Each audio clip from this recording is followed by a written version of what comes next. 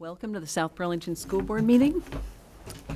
And our colleague Martin was not available tonight, so we will reserve the right to assign him a lot of duties. Let's see, do I need to mention the amended agenda? We can when we get to amendments. Okay, great. All right, why don't we start with comments from the public regarding items that are not on the agenda? All right, seeing none, we'll move on to amendments to the agenda. And we did have one amendment in executive session. We added an employee evaluation matter that was briefly covered.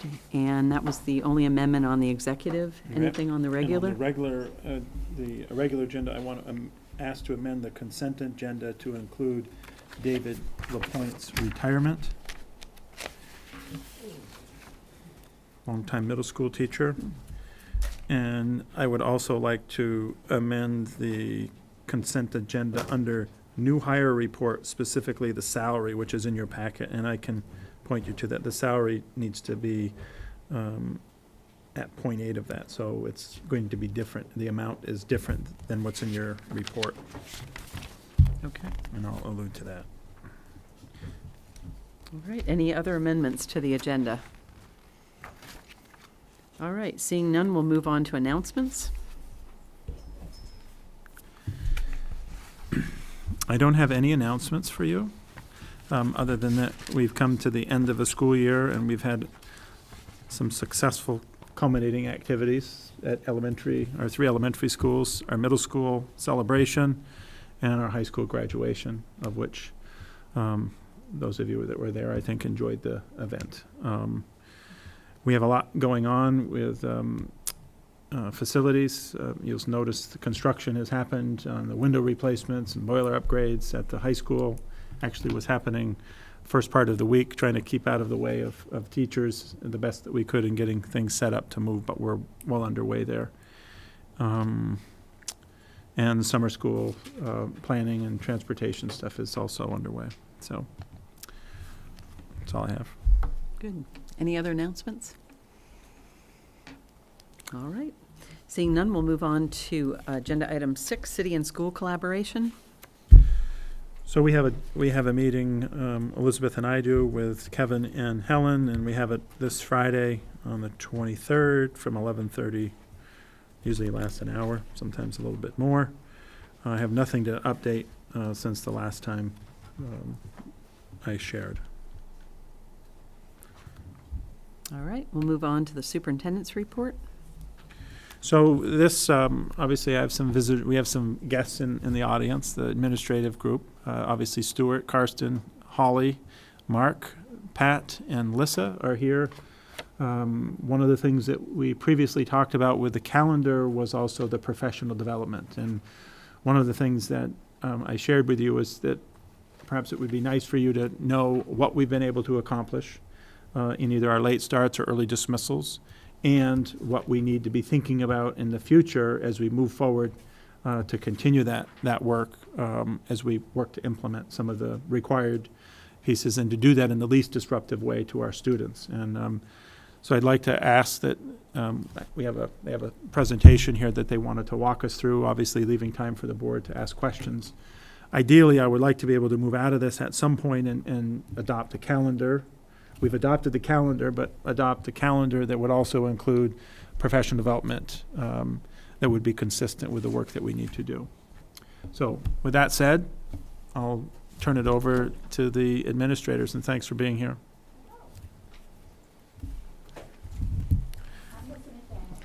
Do I need to? Yeah, you probably got to do a corner turn. The slideshow, and a few of us are going to work with you today.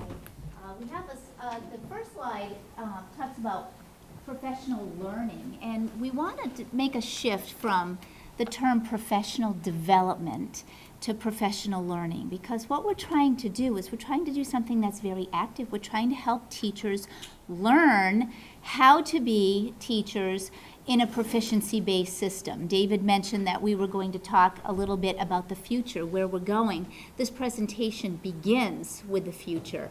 And we're going to talk about why our teachers need to be learners and how they can best learn and collaborate and grow together to get us to a school of the future.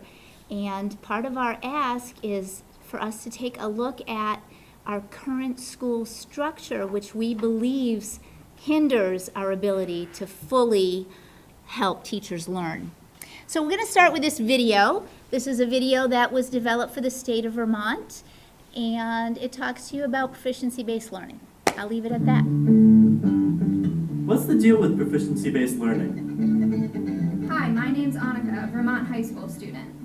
You may have noticed there's a lot of buzz and activity around school change these days, with both teachers and students working to shift the current system to something that will improve learning and teaching even more. One main focus right now is proficiency-based learning, also known as PBL. It is a way to personalize learning and assessment so that you can learn at your best pace and demonstrate your learning in different ways. All schools are transitioning to this system, and all students will graduate based on proficiency by 2020. Now, I know many of you like the system the way it is, but once you understand how you can play a bigger role in shaping your education and monitoring your progress, it will become both more challenging and more fun. Why change to proficiencies? Our rapidly changing world. One reason we are changing to a proficiency-based system is because the world around us is changing. Schools are responding by redefining the ways we learn and how that learning is assessed. In order for us to be effective in whatever path we choose after graduation, we need to be truly prepared. Grading doesn't tell the whole story. Another part of why schools are moving towards proficiencies is that using only letter grades is a pretty limiting way to assess learning. Let's say you mess up early in the year and get a 0, like not handing in an assignment or bombing a big test. You can usually never get your grade back up, even if you figured out the material later on. In the old grading system, your final grade is based on an average of all assignments. In the new system, you get to keep working on something until you get it. So it more accurately reflects what you know and can do. Wouldn't you rather have your grade represent what you can actually do through this type of meaningful assessment? You see, what we sometimes call failure is simply another step in the learning process. Since proficiency systems don't penalize us for making mistakes along the way, we can take risks and learn more. After all, none of us knew how to ride a bike the first time we got on it, right? Proficiencies match the way the brain learns. We know each of us learns different subjects at different rates. Proficiency-based learning lets people advance through school at their own pace. I may be great in math and be able to pick up the pace in that subject, but I might need more time to master science. Proficiencies allow us to match our pace of learning in each subject. With more time, practice, feedback, and support, I can reach proficiency even in challenging subjects. Proficiencies personalize learning. Finally, proficiency-based learning is more personalized, so you can learn the content and demonstrate your learning in different ways, not just with tests and essay. What are proficiencies? Being proficient at something includes both knowledge and skills. Let's take, for example, driving a car.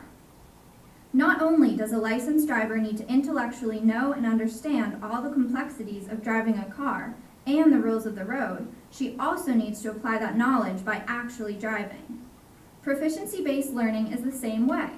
Not only do you need to know content in a subject, but you also need to know how to apply it, and usually it takes practice to really learn these skills. Just like learning to parallel park. Almost.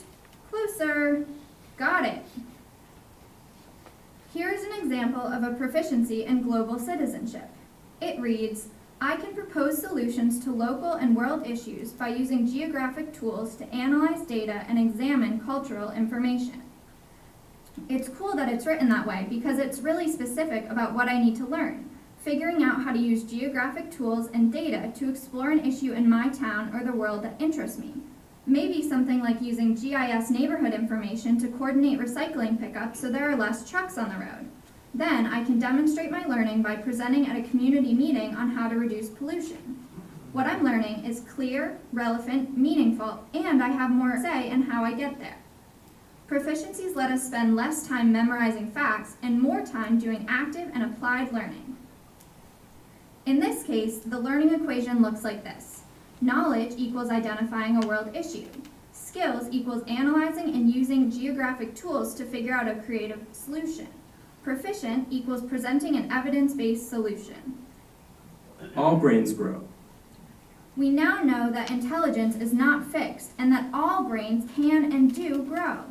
In this sense, the way we learn is the same way we strengthen our muscles, with time, practice, feedback, and support. And everyone can get stronger physically and mentally. A proficiency system gives us the space to grow from where we start. So even if we hit a wall, we can pick ourselves up and keep going. Transferable skills. Finally, you might be hearing about transferable skills. They are the skills that serve us for life, like being able to communicate effectively, creatively solve problems, be self-directed, make a positive difference in our world, and be able to apply our thinking to many situations. Building these skills will ensure that we have many choices after graduation. Grades in college. Some people are concerned that not having a traditional report card will hurt their chances of getting into college. Well, the fact is that many colleges have already been looking at proficiency-based transcripts for years. When they see you have achieved proficiency in a subject, it tells them what content and skills you have actually mastered, rather than the vagueness of a grade. A proficiency-based transcript will also give a better picture of who you are by including things like career and technical courses, dual enrollment courses, internships, service learning, and independent studies. Some transcripts may include standardized test scores. Your school is somewhere on the journey towards adopting proficiencies. The road may be unfamiliar for a while, but we're all going to the same place. So be open, be flexible, stick with it. You'll discover that with proficiencies, school can be more empowering, meaningful, and relevant, and more in your control. Enjoy the ride!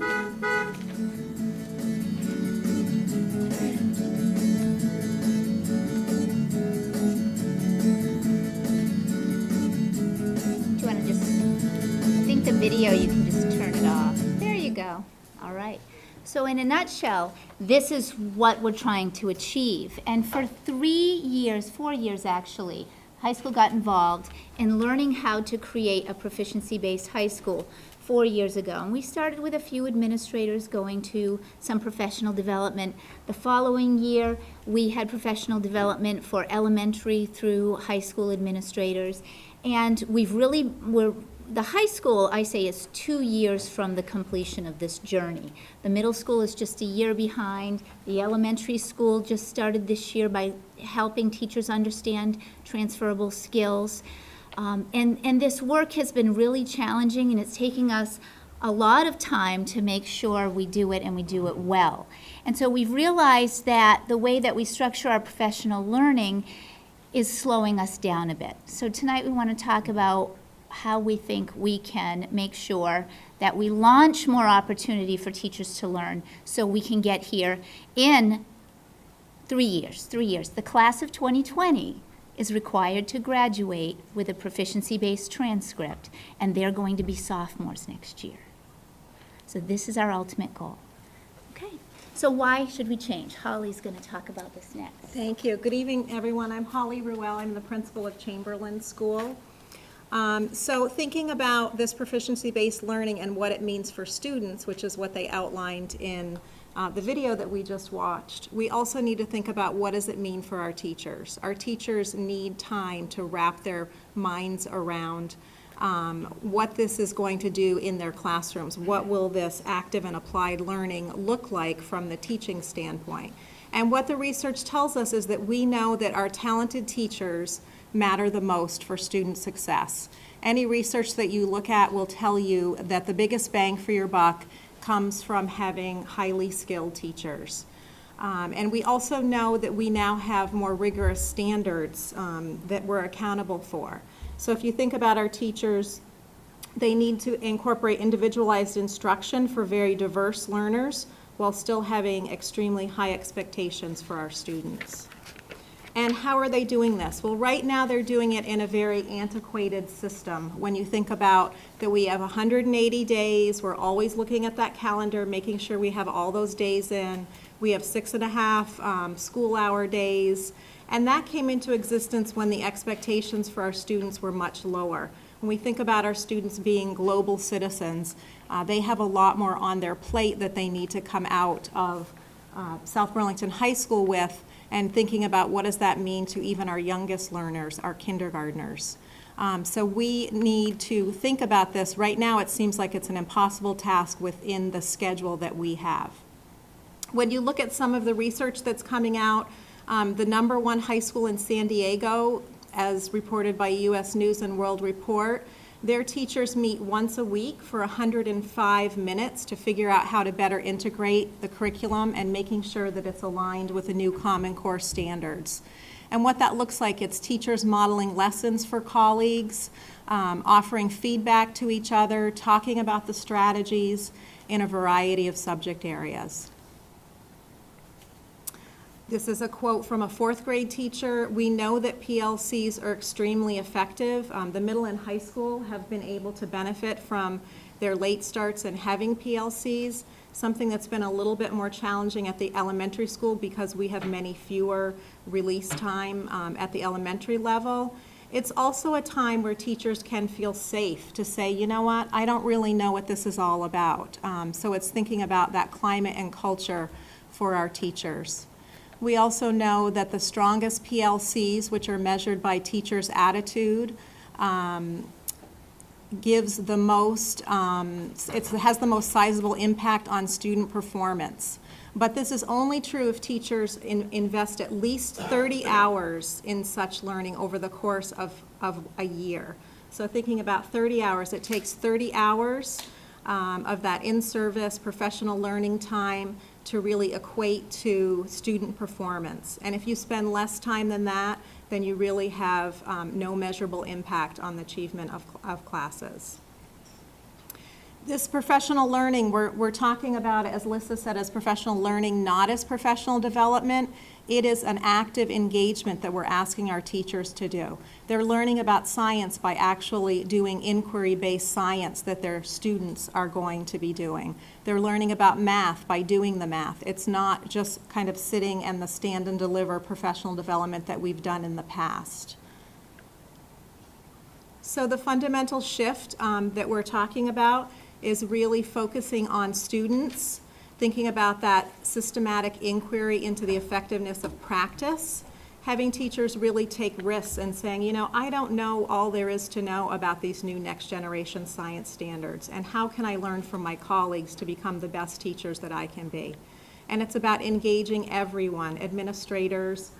Mark and I went to an incredible next generation science standard. Stuart was there.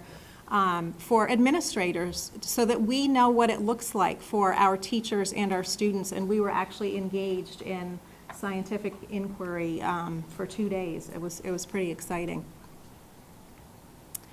The other big piece that we know is that we're accountable to MTSS, this multi-tiered system of support that's happening here in Vermont. And the little symbol on the right-hand side, those are the components of a multi-tiered support system. And what that means is that our students have 3 different tiers of instruction. So some of our students might get it the first time in what we call universal instruction. Some of our students might need a little bit more. They might need what we call targeted instruction, and some of our students might need even more, which is what we call intensive instruction. So when we think about those multiple tiers for our students, there are 5 different components that go into that: the effective collaboration, high quality instruction and intervention, assessment, systemic and comprehensive approach, and that big one that we're talking about tonight is the professional learning. So all 5 of our schools, the middle school, the high school, the 3 elementary schools, we've been on this MTSS journey for the past 4 years. And at the end of every year, we do a needs assessment where we look at where we are among all of those components at MTSS. And under well-designed professional learning, these are the standards that we're expected to be at if we are considered an innovative and sustainable school. So this is a rubric that we're talking about, so this is the number for the, the high end of what it should look like for being innovative and sustainable.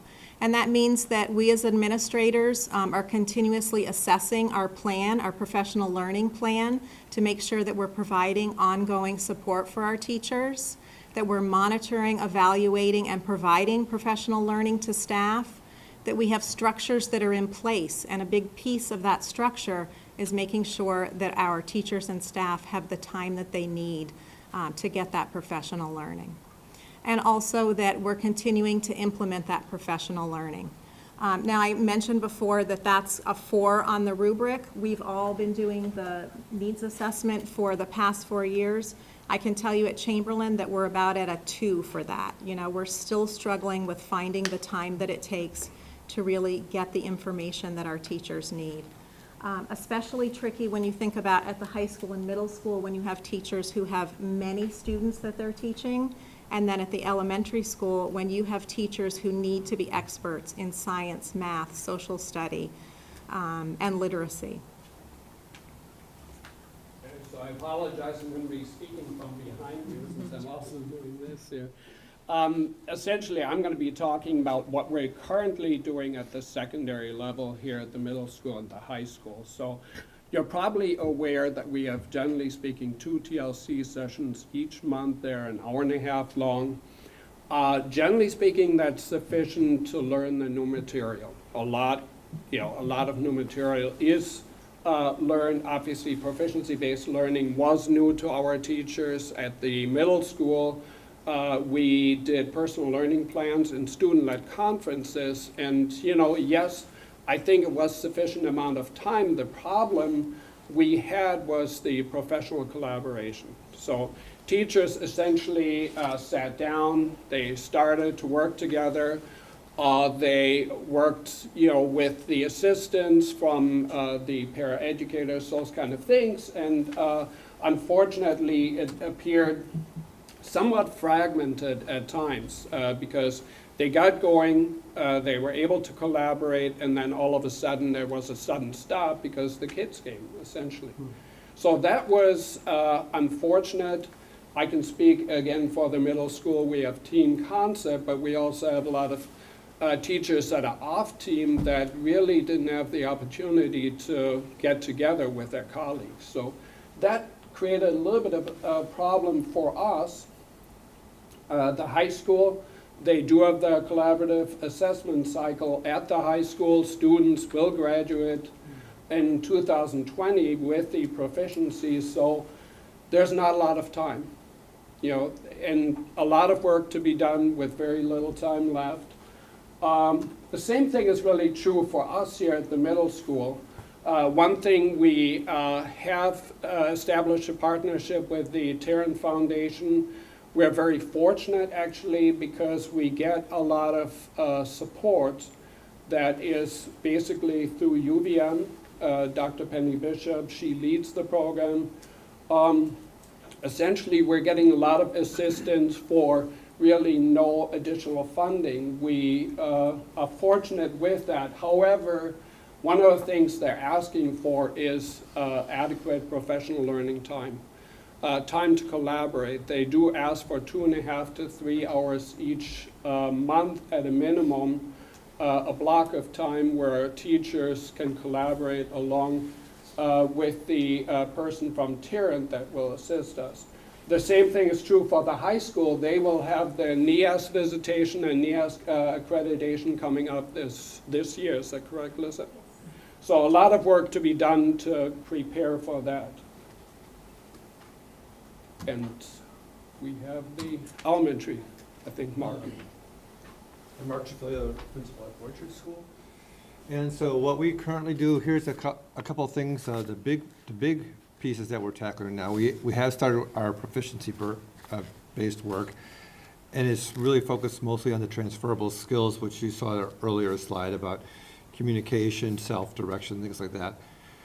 Additionally, you can see in slide 2, this year we were introduced to the impact of trauma, and we had 2 really strong presentations by Pete Cudney during our afternoon in-service professional learning breaks that we had that were very eye-opening, and we received a lot of feedback from our staffs about how powerful that was. Additionally, in that third bullet, we are starting with that, we've been exposed to the next generation science standards. But I think we all, and there's studies that show this, like back in the 90s, when you could introduce a program and say, here it is, and roll it out. But teachers always go to what they know, and if you've been teaching for many years, then you kind of make it work.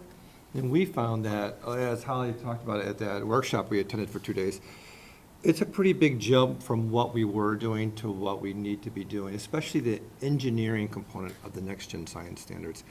And so we have provided the materials and some development on that, but we really have more to go with that. And so it said here we had 3 half-days in that last bullet.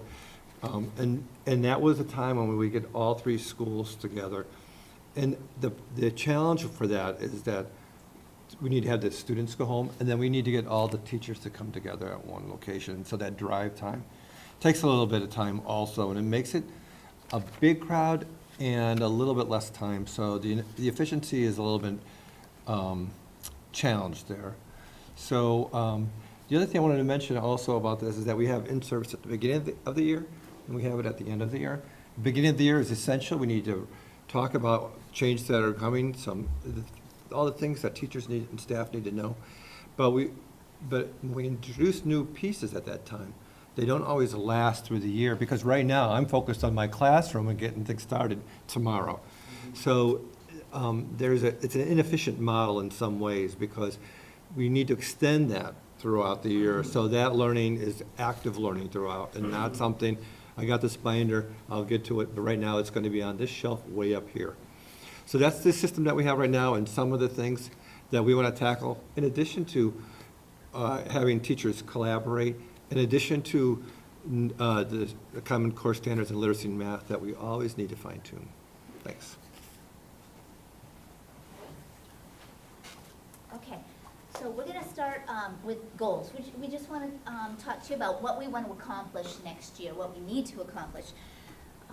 Karsten mentioned that the high school is up for accreditation, and NEASC is going to require us to complete a self-study next year on 7 standards that indicate whether or not our school is performing at the level we need to perform so that our students are ready for college. This usually takes a school an entire year, 6 to 7 months to complete the self-study, and most schools spend all of their professional learning time on the NEASC self-study. We can't spend all our time on that. We still have to get our new advisors ready to be 9th grade advisors and 11th grade advisors. We are still teaching students and teachers how to develop PLPs and how to have student-led conferences. We are still developing our proficiency-based system. We continue to develop assessments. We continue to adjust instruction and revise our curriculum. And our next big step is, with Infinite Campus, we'd like to roll out our proficiency-based report card, which means teachers have to understand what that proficiency grade really means. They have to learn how to use Infinite Campus to create a reporting system that makes sense to them, to students, and to families. And that's going to take a lot of work. Also, once we make all of these adjustments with our instruction and assessment, we've got to get into Atlas Rubicon. That's where our curriculum is held, and we have to update and revise all of that curriculum. So we have a lot to do and not enough time to do it as we see it if we continue with this past year's calendar. So that's high school. Yep. I talked about the Tarrant Partnership and the 2.5 to 3 hour block. They also come in here weekly to meet with the teams. They also meet with individual teachers and do classroom visitations. So that really is a very powerful tool, and I would call it that. It's a resource. This year we were fortunate enough to have every student have a personal learning plan, grades 6, 7, and 8, and we had almost nearly 100% participation in our student-led conferences. If you had told me that a year ago, I would have said that that's impossible. But honestly, we did a survey, and the parents were so appreciative what that looked like, how they were able to, how the kids in front of them were able to reflect on their own learning goals. And many of the parents commented, gosh, I've never known that about my child. And so that was a very moving event. However, this doesn't come without preparation. It takes a lot of time. This was very new to our educators, and we want to expand from there. And our goal is for 8th graders to have some form of an exhibition at the end of the year that is a little more, a little bit more substantial than what is happening currently in 6th and 7th grade. Similar to the high school, we're obviously a little bit behind, but we're getting the kids ready for the high school to be able to graduate with those proficiencies. So a lot of work is to be done there. We're starting to work on common assessments. So again, we're kind of moving along, but after the high school. And we've been working well together there.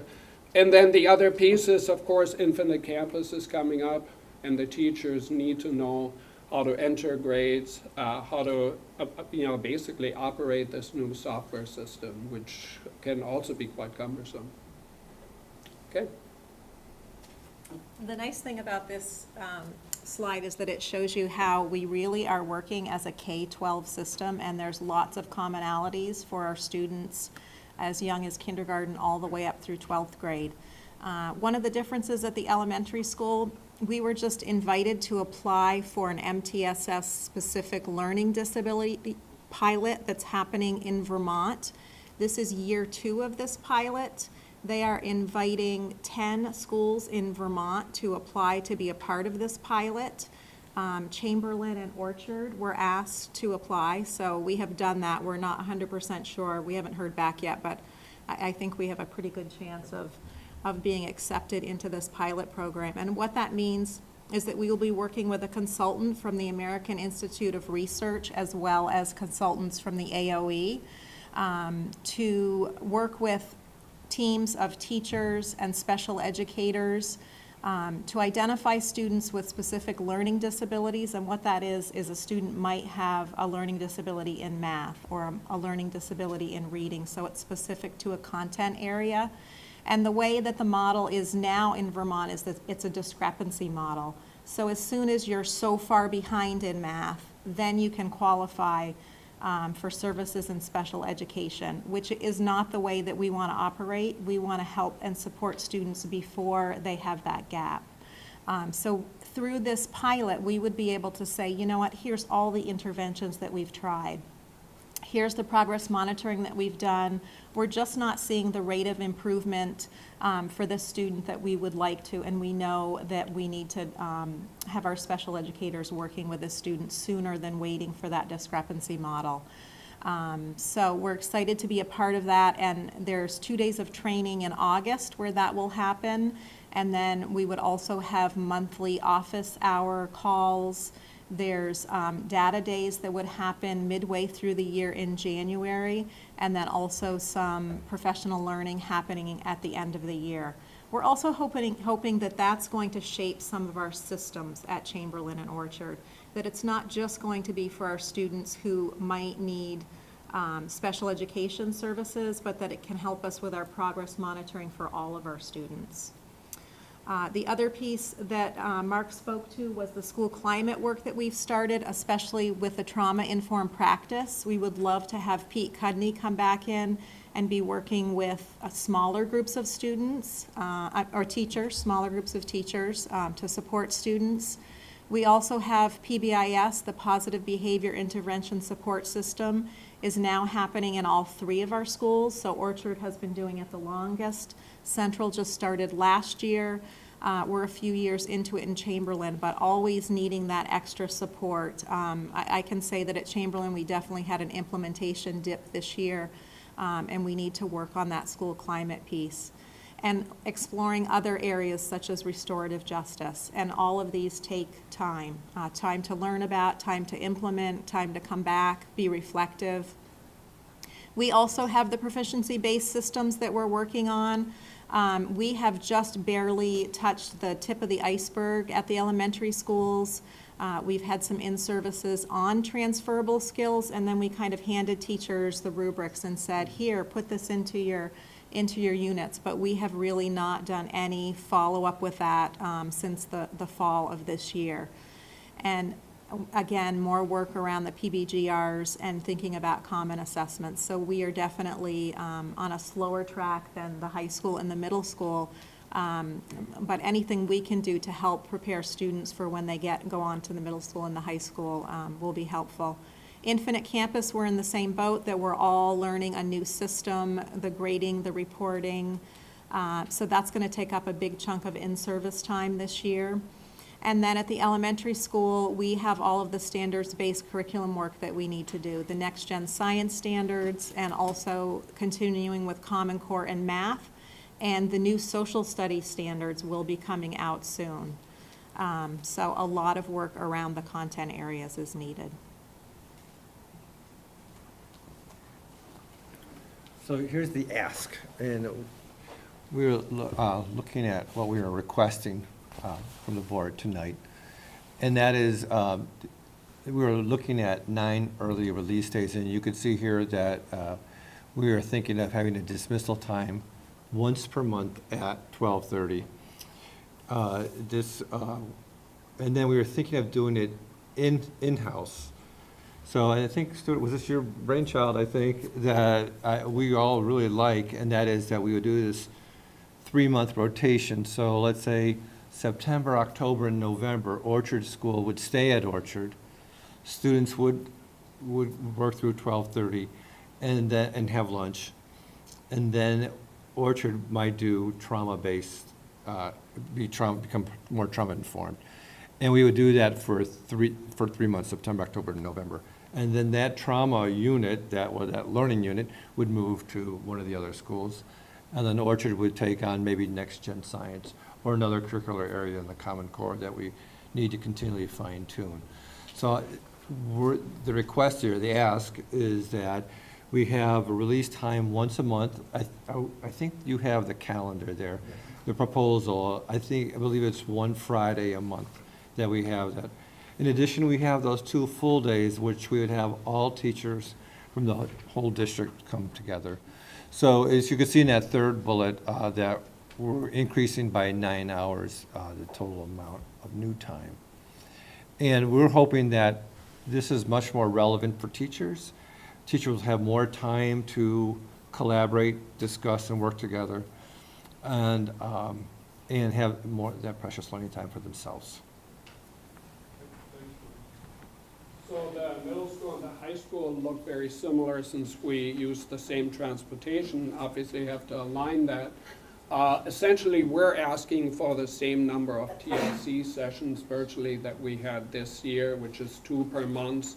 One thing I did say earlier, that the work seemed fragmented. There didn't appear to be enough time for professional collaboration. So therefore, we are asking to extend each TLC session by 1 hour, which would essentially mean that instead of 9:30, the students would come in at 10:30, and we would run a modified schedule as we currently do as well.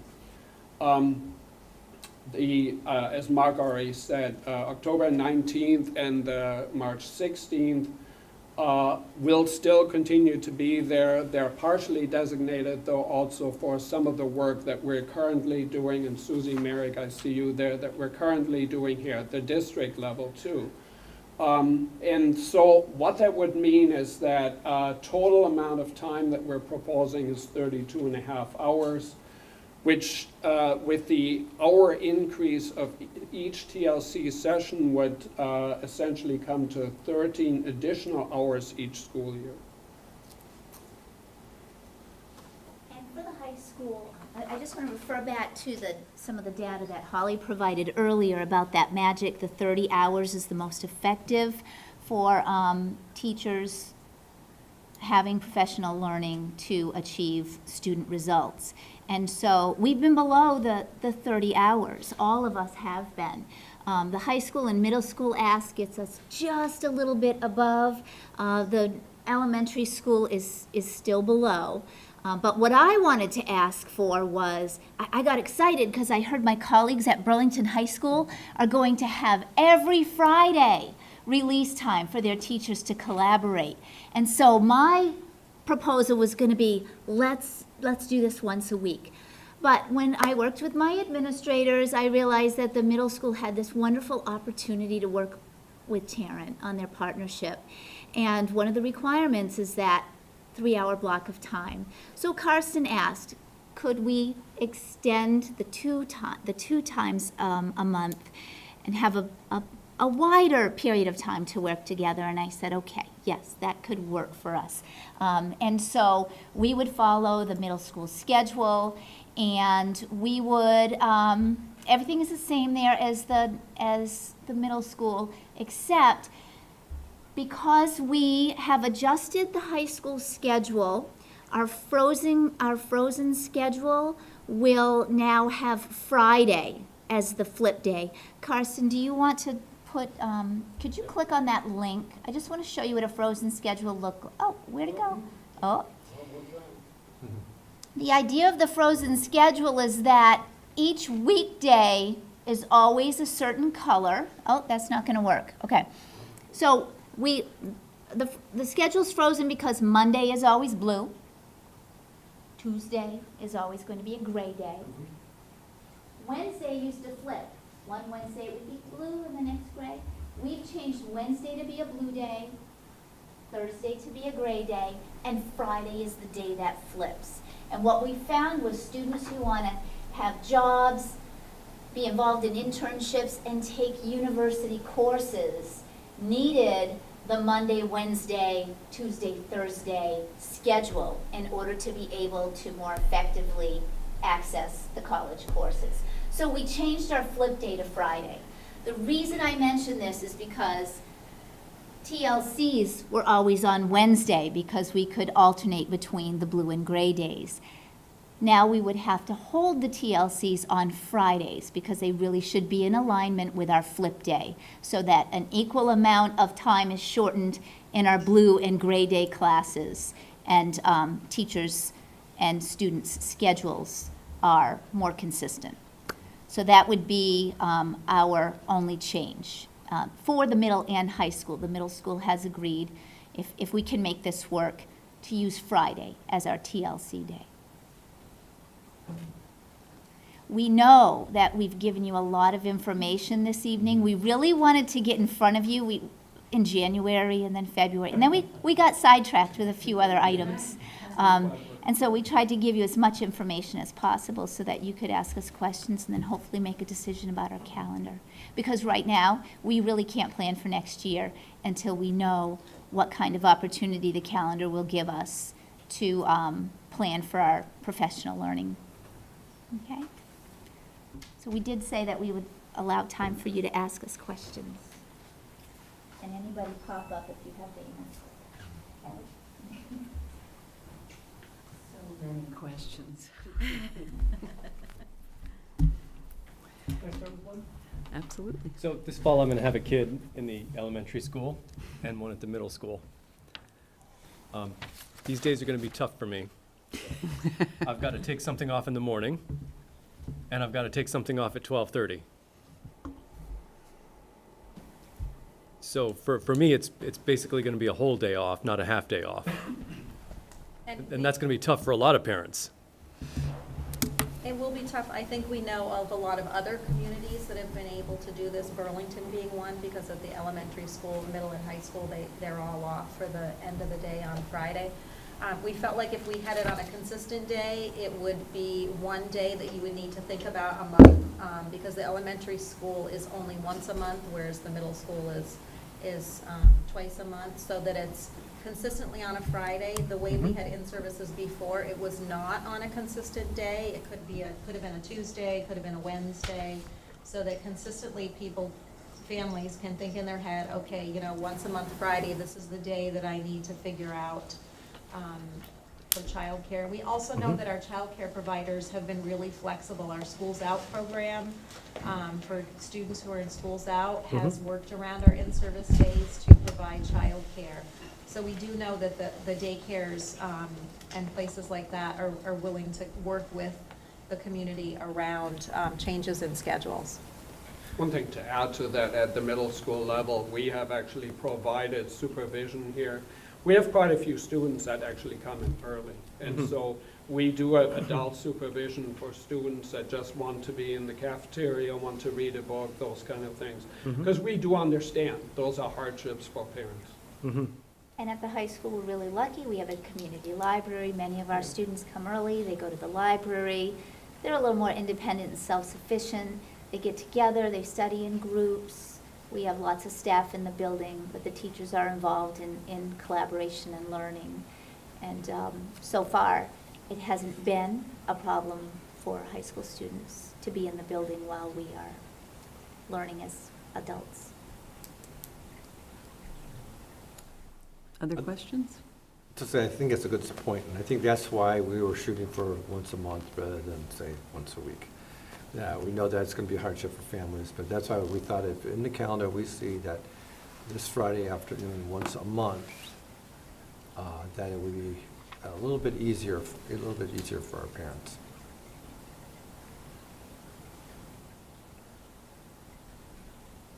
Other questions? I'll play. Steve? What's restorative justice? I was thinking, probably could tell from context clues, but I thought I'd ask.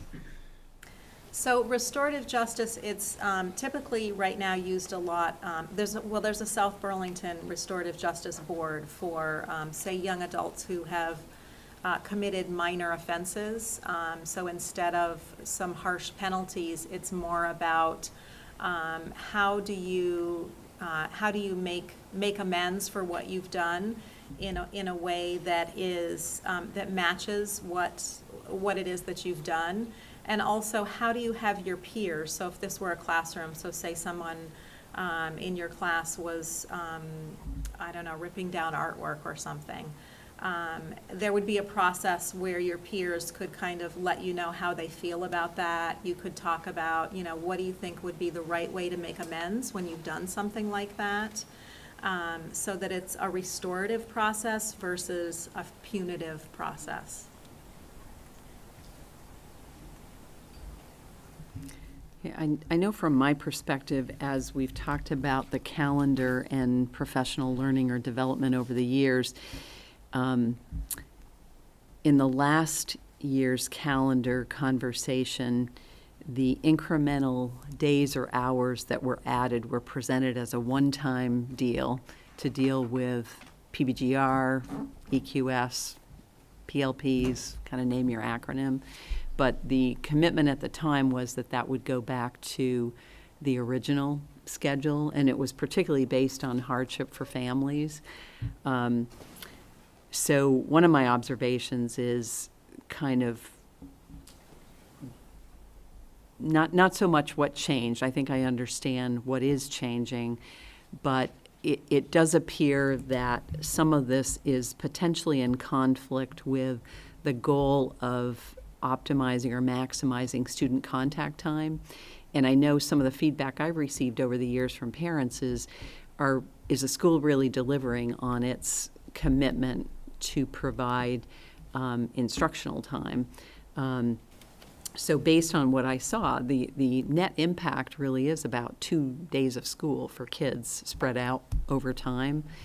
So one of my questions would be, how does this professional learning calendar impact not just student days, because I know there's a formula that kind of says if students are here past a certain hour, it gets to count as a day, but really student hours and the impact on both contact time and instructional time? That would be one of my questions. Another question would be, are there other solutions to the dilemma of kind of finding this concentrated period of time for professional learning that, I don't think anyone's proposed it, but there's been conversations about a year-round calendar in the past. There's been conversations about potentially buying days at the beginning or the end of a school year, full days. I know I've talked to another school district recently that uses grant money to buy those days. So are there alternatives beyond dedicating, a increased amount of time on a monthly basis, in addition to, what a lot of families are already saying is a bit of a hardship, to accomplishing the same thing? I guess that's my basic question.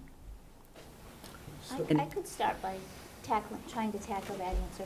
First of all, Elizabeth, when you look at loss of instructional time at the high school, and I believe at the middle school, the way we restructure our day is that we eliminate advisory, we shorten some of the lunch periods, we squeeze out, I think that my schedule right now is a loss of 5 minutes per class with a schedule like this. And that's on a blue day and a gray day. So once a month, a blue day class is going to be 5 minutes shorter, and the gray day class will be 5 minutes shorter. And we accomplish that by eliminating all of the extras. The one thing we forgot to mention is the way we used to have to deliver professional learning to teachers before we increased to 2 days was our teachers had to take a lot of professional development time, and substitute teachers took over their classes, sometimes 2 and 3 days in a school year. And so essentially the students were in class, but they were not with their licensed teacher, the teacher who knew the content and could help develop the content and skills. So we found this year, we were lucky enough to have the additional day. We didn't have to spend as much money on subs coming in to cover teachers who were out learning. The other improvement to this year was that for the first time, we got to reach all teachers. All teachers were hearing the same message. We didn't have pockets of teachers who volunteered to call in a sub and go out and learn, and then maybe somehow come back and share that information, or maybe just be able to do something new in just 1 or 2 of their classes. This was an opportunity for us to make sure that all of the teachers heard the same message, got the same information, and then worked together to redevelop curriculum and assessment. And actually, for the first time this year at the high school, our teachers got to bring student data, student results to a table and talk amongst colleagues about what does the student work look like, and how do we know a student is proficient or not? And when a student is not, what kind of supports do we put in place to make sure this student gets to proficiency? We have never been able to do that, and we only got this opportunity this 1 year, so I really don't have results to give to you, but I really believe if we can have more of this teacher contact time, I'm sure we're going to have some very, very positive results. We just haven't had enough time to collect the proof that we want to show. Our teachers don't have a choice about teaching next generation science standards or Common Core standards or PBGRs. It's mandated on them. So either we provide them with the professional development here and have the release time, or they're going to use their professional development monies and take days off during the school year to go out and get that training. We have incredibly dedicated teachers here in South Burlington, and they're not going to just, kind of flounder along trying to learn it the best they can. They do want to get the best professional learning experiences that they can.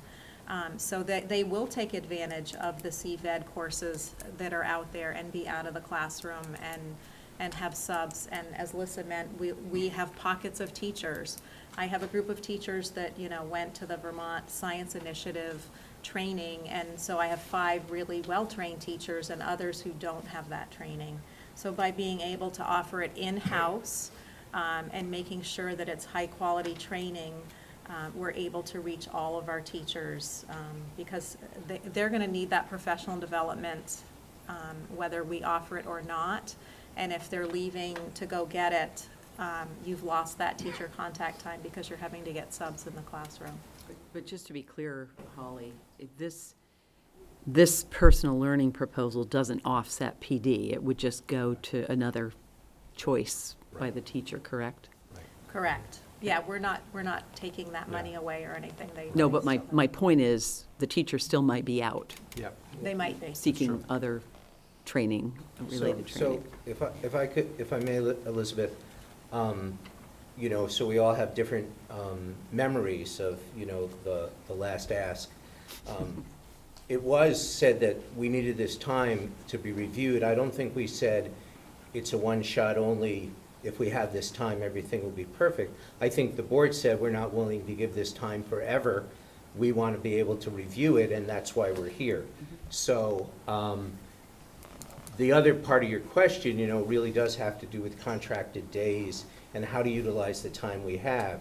If you figure out a way to extend the school year for professional learning, then we might have a different, you know, way of going about it. But it's within the parameters of, you know, 189 teacher days and 180 student days that, you know, we are trying to make this work and do the things that we have, so that really the goal here is that all our students are successful and meet South Burlington ends. And as we are trying to establish how to best do this, we think this is the way. And we do utilize other things. I just had 70 teachers, middle, high, and elementary teachers, who just did a 2-day curriculum camp after the contracted year. We had a woman, Katie Novak, work with them on Universal Design for Learning. We've had incredible positive feedback on those 2 days. And so that is other ways that we try to extend professional learning. But that's only 70 some odd of our 200 teachers, you know, who are able to make utilization of that grant money. So we aren't just, this isn't all we do, but we really feel that this is what we need to do in order to keep the high quality and to have our students reach what we want in their full potentials. I could just say one thing. You know, 37 years in education, and we're kind of between a rock and a hard place. As you alluded to, the changes that we have ahead of us now are more substantial than changes I've ever seen in my career of teaching. And on top of that, at the high school level, we have the NEASC piece added there. Lissa has been fabulous at the high school level, I can talk to. We've extracted everything we can out of the professional development time that we've had. We've really driven people, and they've really responded and done great work.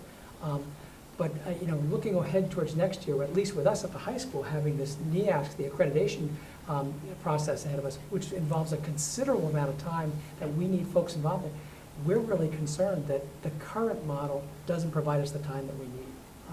And so I hear you loud and clear, you know, about concerns about families and those kinds of things. But, you know, as Stuart said, we have a limited amount of professional development time, that contractual time we can work with people. We have these mandated changes or these things like NEASC that we have to address. And so we're really looking for an effective means of being able to provide the time that we need to get the work done behind the scenes of teaching. And still be responsible to minimize loss of classroom time and try to have minimal impact on families. So we're, you know, it's not an ideal place for any of us. We're kind of between a rock and a hard place on this. Yeah, at the middle level, obviously, I didn't mention the Tarrant Institute. We're fortunate enough to have that partnership, but they also, in return, would like to have the professional collaboration. One piece that's very difficult to establish, if not impossible, is to integrate the support staff during the school day, for example. At times, yes, we can take teachers out of the classroom, certainly not ideal, and they lose student contact time, but often we can include teachers that are off team, for example, our world language teachers, art teachers, etc., but also our support staff, because quite frankly, they've made a significant difference in, say, personal learning plans and those kind of things. And I guess one of the other questions I had is, I don't know if it's a licensing requirement, but has AOE weighed in on changing, I'll call it licensing requirements or certification based on this requirement for enhanced professional learning, because it is driven by the requirement that the class of 2020 will be the first to be graduating with proficiency based. I don't want to lump it under the unfunded mandate umbrella, which seems to be a good place to go, but is this becoming a requirement to teach, basically, whether it's a formal part of licensure or accreditation or whatever the right certification is? Is the question, are colleges and universities teaching new teachers how to be proficiency-based instructions? It's both the instructors? requirement of ongoing, as well as is this programmatically being, will the next generation of teachers coming into the system be prepared? Yes, yes. To do this. But the colleges and universities are learning as they go, just like we are. And we've got, multiple generations of teachers that have basically all this time taught the way they learned when they graduated from college. And they've been allowed to make decisions about curriculum instruction and assessment and teach their class. Education is going to be more collaborative than ever moving forward, especially if we're trying to create a proficiency-based system. It's not one teacher's decision anymore, it's multiple teachers' decisions. And it's really dangerous if every teacher continues to be an independent contractor, because then there's no validity behind the proficiency score. Teachers have to understand what content and skills they need to teach, what content and skills they need to measure, what the 4-point scale means for each student's submission of work. And if you have one student who has a teacher who always is going to give a 4, and another student who has a teacher who's going to be a little more rigorous and keep a student at a 2, when you have a transcript, what do the numbers really mean? The teachers have to be able to evaluate and put a proficiency number on a transcript that they all understand and consistently can defend.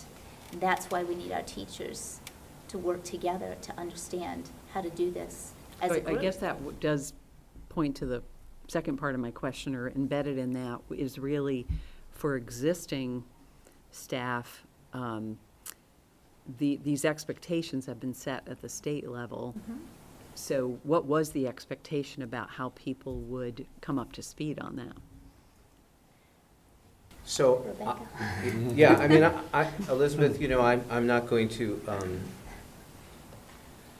denigrate or defend the AOE or actually the Vermont Board of Ed that passed the EQ as the educational quality standards to begin with.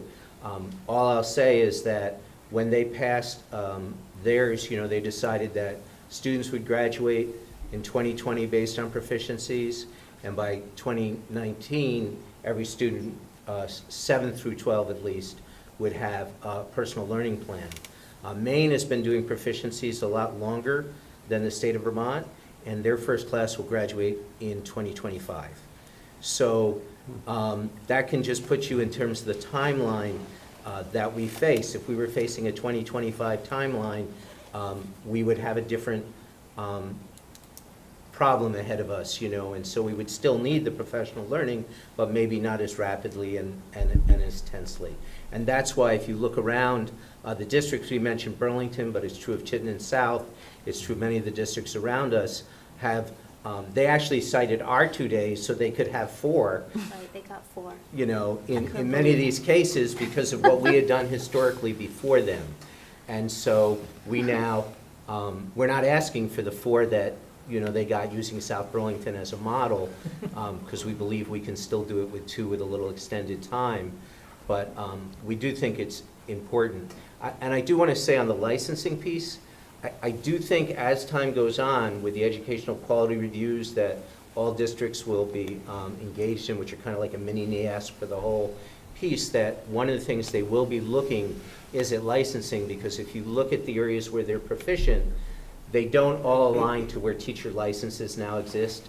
There's no such thing as a literacy teacher. You know, we have English language arts teachers, but actually, you know, we have to make sure we teach literacy. So I do think that over time, there might be some license change, but at this point, this isn't really related to teacher licensure. You know, And I it's may still have pretty used the much. wrong word, but there's it's certainly fine. a preparedness. Preparedness, yes. Yeah, but it's our job in our schools to prepare our own teachers. Rebecca Holcomb said, "Isn't it wonderful that we made this decision for students in Vermont?" And in the same speech said, "Isn't it wonderful that we're going to let you figure out how to do it in your own way?" So it's a blessing and a curse, because we have a lot of freedom, but we're trying to implement all of these changes in a traditional structure that isn't changing for us. I'd love to have an extended school year. We need to work within our existing structure, within our existing calendar, so that in the short term, next year, we can continue to make progress. Well, I think it's safe to say, I mean, we need to continue to evaluate it. I mean, as our teachers, you know, come in to, you know, acquire the skills, the knowledge, then it would likely be that we can diminish perhaps the time. But knowing what we know, things change, new things come up, and we'll probably, for all I know, have a whole lot of other things that might be on our plate. I think, you know, from my perspective, you know, one thing that's really important is about informing our parents and families, you know, because I think, as Alex said, you know, we recognize that anytime a student isn't in school, they need to be in the care of, you know, appropriate people helping them to continue their learning outside of school. But at the same time, it's a delicate balance for us to optimize student learning, at the same time, you know, coordinating that professional learning. And so how best to do that? I think we're certainly up on the proper equation. Many folks would say too much. Some would say too little. But the bottom line is we need to make sure that we are continuing to move the continuing learning component, while at the same time, so we can have the optimization of student outcomes as well. And I did want to say, I mean, we believe in proficiency-based learning. I want to state that, you know, that while it's a mandate and I wouldn't mind more time to get there, this was already a direction. It aligns with the ends, the concept that students really are ready for their next step. So it is a positive educational trend. I think Vermont is at the cutting edge of really doing great things for students, but we want to make sure that we do it well and not half well. I was going to think another word with half, but I'm just going to leave it at half well.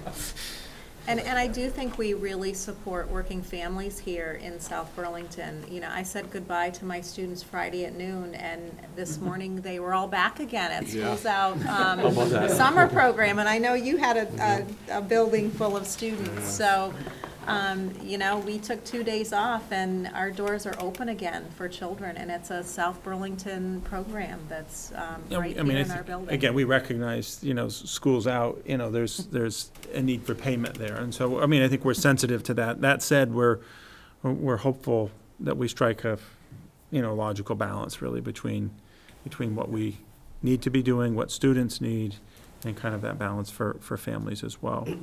So I don't know what the board would like to do. We obviously are before you, and in fact, the first view calendar that you had actually had these things all populated before, so that was a mistake actually that you got that first one. But nonetheless, you know, informing parents of the change, I think, is a critical component. It's better that it would be great if we could get out ahead of that. I don't know if ahead's the right word, but to move so that we can appropriately inform our parents across all of our grade spectrum and be able to answer questions that they might have, and or to facilitate, you know, helping with resources where there may need to be. It's my hope that, you know, the folks that were watching tonight that couldn't be here or will be able to watch on RETN, I know that for some board members, you've heard PLPs and transferable skills probably too much. But again, part of the work is to make sure people are informed about what we're trying to do. It's not something we're making up. again, I think as Stuart said, we believe in it, but it's also something we haven't just, dreamed up either, so. Yeah, I mean, from my perspective, one, to completely different side note, I don't know if you've considered making the PBL presentation available on the website, district website, but something similar that do might that. be a link to inform people. But I would ask, David, that one follow-up be that we document student days in any proposed calendar as compared to prior years, so that we are confident we are delivering on our commitment and our obligation to the amount of contact time or direct instruction that students have. Do you mean like student hours and interaction Yeah. with their teachers? Well, Because it's we're not gonna- so much interaction with teachers, but it's really, there's a state obligation, and we have a district obligation of, I forget how many student days, because we had to go for an exception this year with AOE, but, Law's 175, and Yep. we went for a petition this year because we dropped below that. and And our Yeah. contracts for student days is 180. 180, yeah. So I think we need to document the complement to any Mhm. calendar that includes professional learning time and are the I'm calling them TLCs. What's the new acronym? We call them teacher learning Learning. communities. So they are TLCs. We dropped the specific day. So Right. those That was a long time. are in addition to this sheet. Is that accurate or not? Is what's in addition, I was, The TLCs. That's what. that's what those That's are. what's in there, Yes, okay. That's correct. So if we populate the proposed calendar and really just document the student time.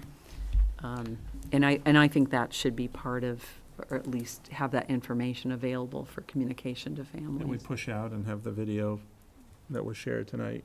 Possibly, I mean, that's really not Mhm. my Mhm. direction, it's really just educating people. Mhm. Yes, question? Can I just ask a question? It's probably been thought of by you all before, but is there a reason why it's at different times? Why it's a late start for the middle and high school, the early release for the elementary school? I mean, why everybody's not on the same schedule, so you're only having to take Exactly. a portion of a day off? Or that the older kids are home for the younger kids in some cases? Or available for babysitting, at least if they Yeah. don't have an older sibling. I'm just wondering why it's two different, for families who do have that range. So generally speaking, it's because for the younger kids, we can do schools out in the afternoon, we started early. Most people whose children go to childcare, if they know what 9 days, that can be arranged. So a late start for them means parents having to stay home, and really waiting for the buses to come. And the high school students, because of the kind of activities they do in the afternoons, an early release day can be very impactful because we have so many kids who do so many So you after-school obviously have things, not thought just about this sports. before. So It was those- never explained to us why. Yeah, so those are the two main reasons. Well, have you considered this, since you have a lot of the high school kids, as you have said, spending this extra hour or two in the library or perhaps at the cafeteria, why not have that time in between the early dismissal and the extracurricular activities that start at 3 in the library or in the cafeteria? So it almost seems like it would be a school-wide study hall or something closely looking like that. One of the challenges with that is that, when we do have late starts, some students choose to stay home, do their work at home. Yeah. Okay? If we do an early dismissal in the afternoon, we then have 940 some odd kids with minimal supervision. And that's a challenge. Oh, yeah. So, I mean, yeah. Yeah, well, same with us. Obviously, we have 540 students, so, it would be a challenge. So is this something you want to bring back for action? What's your? Well, we didn't, we can take direction. I think our next board meeting is the 19th of July. So I think in the fairness of giving some direction, our days are currently there. This would be, I think, in the spirit of communicating effectively with parents. I'd like to be able to ask that unless there's some, some specific objections, that we are able to get this information out to families and begin to be informative. So I would like to ask that we, again, if there are specific questions that you'd like to have us come back and answer. Again, our calendar is out there already. Again, these would be important things, I think, to communicate. And I'd like not to wait. If we had an earlier date for our next board meeting, that would be fine. I think our intentions were to get this before you well before now. Mm-hmm. And again, I don't want to make excuses to our year, but, the last 3 months or so have been jammed, and we really haven't had the opportunity, to come before you until now, or just before now. You have another. Yes. Kathy? I've been at a lot of meetings lately where people want to compare us to schools around the world. We're not doing such a hot job, and I would say that this model of professional development is done around the world. In Japan, which people always want to compare us to, teachers have release time in the afternoons to do this type of professional development, and there are enrichment activities for children. In Europe, this is a very common practice. Many places in the United States, private schools I taught at, this was the model. So I'm going to try to compare them. Perhaps that's one thing we could do to help our teachers, help our students do better. I also, as an elementary teacher, really understand the hardship on elementary families, and I wonder if we could think of a way beyond schools out that we could really help those families. Could we provide different enrichment activities? Could we look for grant money? Could we do things so that it would, if we went forward with this, it wouldn't be a hardship for those families? I have a middle schooler. It's not such a hardship to have him get himself ready for the bus. That doesn't, at least for our family, that's not a hardship. But I do see, working with our elementary students, especially when we work with our students where poverty is an issue, I do think that that is something that can't be underestimated in terms of we don't want to add more stresses to these families. We want to do the best that we can for them. So, there may be ways that we could really help to ease that for them moving forward that maybe we haven't thought about yet, but maybe we could get on that.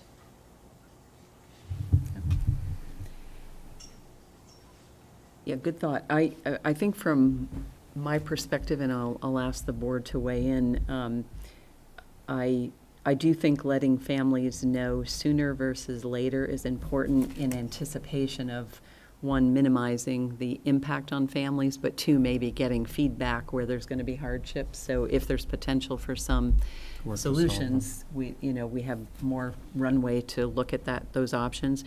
Personally, I would like to see the student day or hour information prior to releasing information to parents, because I think it should be part of the message. So I don't necessarily see a board action, but if that could be the sequencing of events, that would be helpful from my perspective. Other board members? Comments or questions? You want to go ahead, Bridget? It sounds like you Go want. ahead. Okay, all right. So, all right, let me try and wrap it up in the way that I'm thinking. It sounds like what you're, tell me if I'm wrong on this. It sounds like what you're saying is if we take the student hours with the teachers and you reduce it a little bit in order to increase the professional development for the teachers, then the quality of instruction for the students is going to be improved enough so that the overall learning of the kids is going to be overall higher. Yes. Okay, That's what we're saying. Okay. That's a 4 on the proficiency scale. What, oh, did I understand it? I get a 4? Okay, thank you. Absolutely. All right. And Yes. it sounds like there will be evidence forthcoming in short order. Bridget? Yeah, I would like to see the student hours as well. And I don't want to be harsh. I just feel like this is a lot of information, and I understand that, you guys have been busy too. We likewise have been extraordinarily inundated with information and decisions we're asked to make. And this much information and a request to turn around in the same meeting and, give the go-ahead, it just doesn't feel appropriate to me. I need to sit with this for just a day or two at least, and we need to figure out some mechanism, I think, for going ahead and approving things offline perhaps, or giving some kind of approval with a caveat on it, because I think in theory, all of this makes sense to me, but it's just a lot to process, and actually looking at these days, they're not even in the calendar so that you can kind of line them up with where breaks are and think through, how a family's going to think through this easily. I'm just not ready to approve this in the meeting tonight, but in theory, I think I understand why we need it at least for the next year. Like Elizabeth, I'm not comfortable saying that this is something that we would change this framework forever, but I think there are a lot of mandates that have come down, and we are still working through those. And so we are expecting a lot in a very little time. So yeah, that's where I am. Are you comfortable that we could kind of communicate through email? Yes. Through David, and Yes. kind of get through the sort of this next step fairly Yes, quickly? quickly, yes. Steve, any comments? Or is that enough information, David? Sure. I want to say, every year we've been consistent in bringing back the calendar. That's something that I've always done with the board, and we've generally populated, those our professional learning days in there as well. And I think it's safe to say that won't change. I hear what you're saying around articulating the hours specific to student hours that would be affected here. That's one takeaway I'm hearing, and maybe some days that are allowed for a little digestion. I guess it would be helpful for me to know, like, how many days, Well, I think it's dependent on when you get information back. So if- What I would like to see is the student hours, and then I would like to see this populated into this. So I'm Calendar? not trying to, yes, so I'm Yep, not trying gotcha. to do that on the fly. And then I think we should have a look at whether these days sort of line up appropriately with other things that are on the calendar, because the first calendar we saw had some tentative days kind of thrown in there, and there were about 6 different objections to, look, this week we have an early dismissal, and then the very next week we have a day off, and they don't align, and I don't think it's appropriate to try to do that in this meeting. So I think the revised calendar, the revised tentative calendar, and then the student hour information, and the faster we can turn that around, the faster we can Got it. get back to you. I don't think, personally, I need more than, 24 hours or something to sort of turn that back around to you. I just need that information in front of me before I make fair. that. Yeah. Good. Yeah, and I don't think you're hearing any objections to investments in professional learning. I think it's really a little bit of the potential, not scope creep, but kind of creep around the student time. Yep. So really looking at that balance over the past several years, and Yep. and recognizing that, there are going to be situational opportunities and needs for professional learning, and do those ebb and flow, or does it start to really eat into total student time? And to be clear, we value as much student time as we can have, but it's that balance of making sure we're, as we've said before, professionally ready to take on the things that we need to be doing for children. So, And Elizabeth, the model that we're thinking about at the elementary school, because typically our students leave the classroom for about an hour a day to go to lunch and recess with lunch and recess monitors, would be that nutritional services would do a bag lunch that day, and students would be eating in the classroom with their teachers, and there wouldn't be a regular recess where they're out with, the recess monitors, so that they would be with their teachers up until that 12:30 time. Gotcha. So we're thinking about an increase of 9 hours, and then we're also taking away, at least a half an hour of that time that's not teacher-student contact, but that it's more of a kind of a family sit-down, we're all having lunch together before we get on the buses and leave. Good. Okay, thanks, thank you administrators for providing the overview and information. And thank you, board, for the questions. And I haven't had a chance to thank the administrators and staff who are here for an exceptional year, and congratulations, and enjoy your summers. Right back at you What you guys. have. Thank you. Thanks. Thank you. All right, we'll move on to agenda item, what are we on, 8, evaluation of superintendent of schools. This is really an update. Bridget and I have had an opportunity to consolidate board feedback, and our plan at this point is to move an action item to our July meeting. But just for the public, and David has had an opportunity to hear some preliminary feedback in a draft form, and it was a very good exchange. The criteria that the board evaluates the superintendent on, along with compliance with policy governance vis-a-vis monitoring reports, is really around 7 criteria, and they are as follows. The first is board communication, in that the superintendent communicates clearly and effectively with the board. The second area is on vision. The superintendent provides the board and community with a clear and compelling vision for the district. The third criteria is leadership, and the superintendent provides effective leadership to the organization and to the board. The fourth is on strategy. The superintendent is able to effectively develop and execute strategies to achieve the district ends. The fifth is management. The superintendent establishes and leads an effective administrative team that promotes a culture of excellence, accountability, and respect. The sixth is on communications. The superintendent communicates effectively with staff, the community, and other stakeholders. And the last is on state and federal relations, where the superintendent ensures the district maintains compliance with appropriate state and federal laws and regulations. So when we pick this up in July, there will be a summary note with details that will be shared with David and go into his file, and a recommendation from the board on any compensation action and future goals as well for this coming academic year. Any other board comments? Any questions or comments from the public? Good, thank you. Thank you. We'll move that for action onto the July agenda. Great.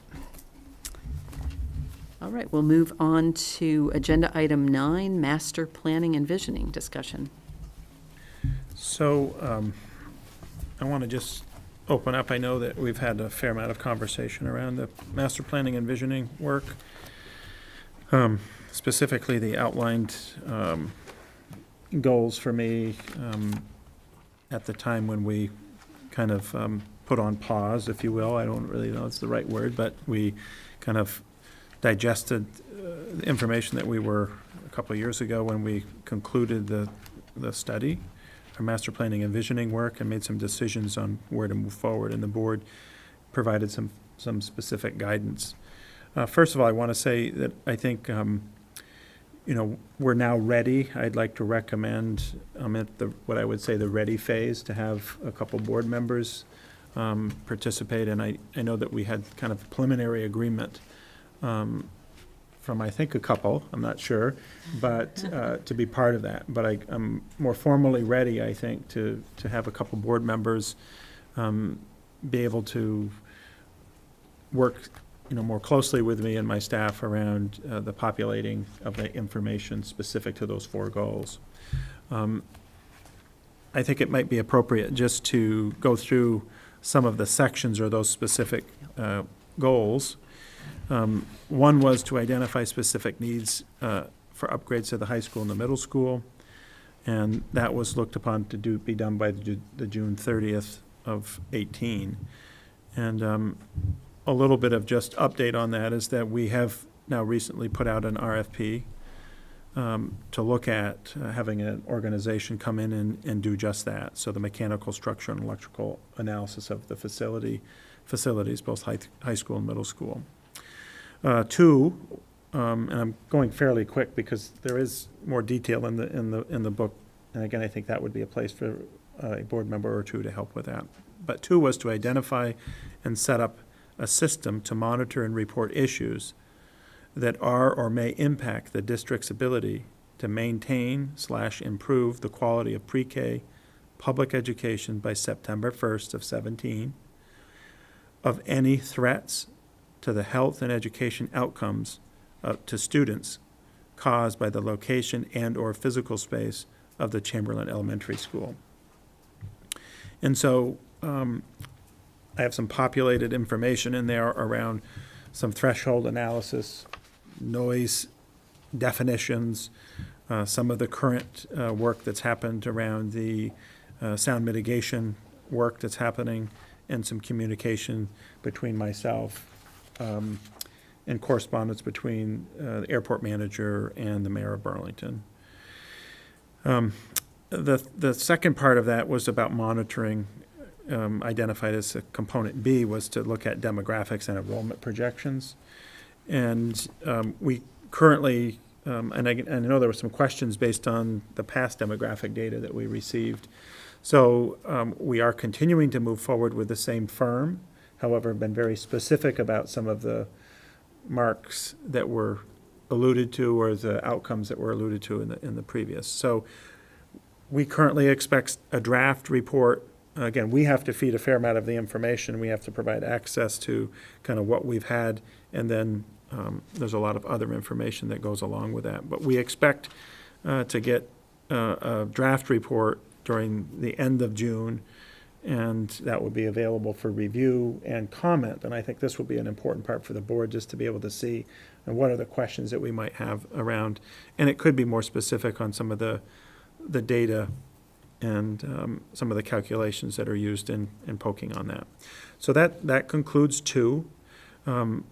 Item 3 was to develop a contingency plan by December 31st to ensure equitable delivery of educational services to the South Burlington should the Chamberlain Elementary School need to be closed. And so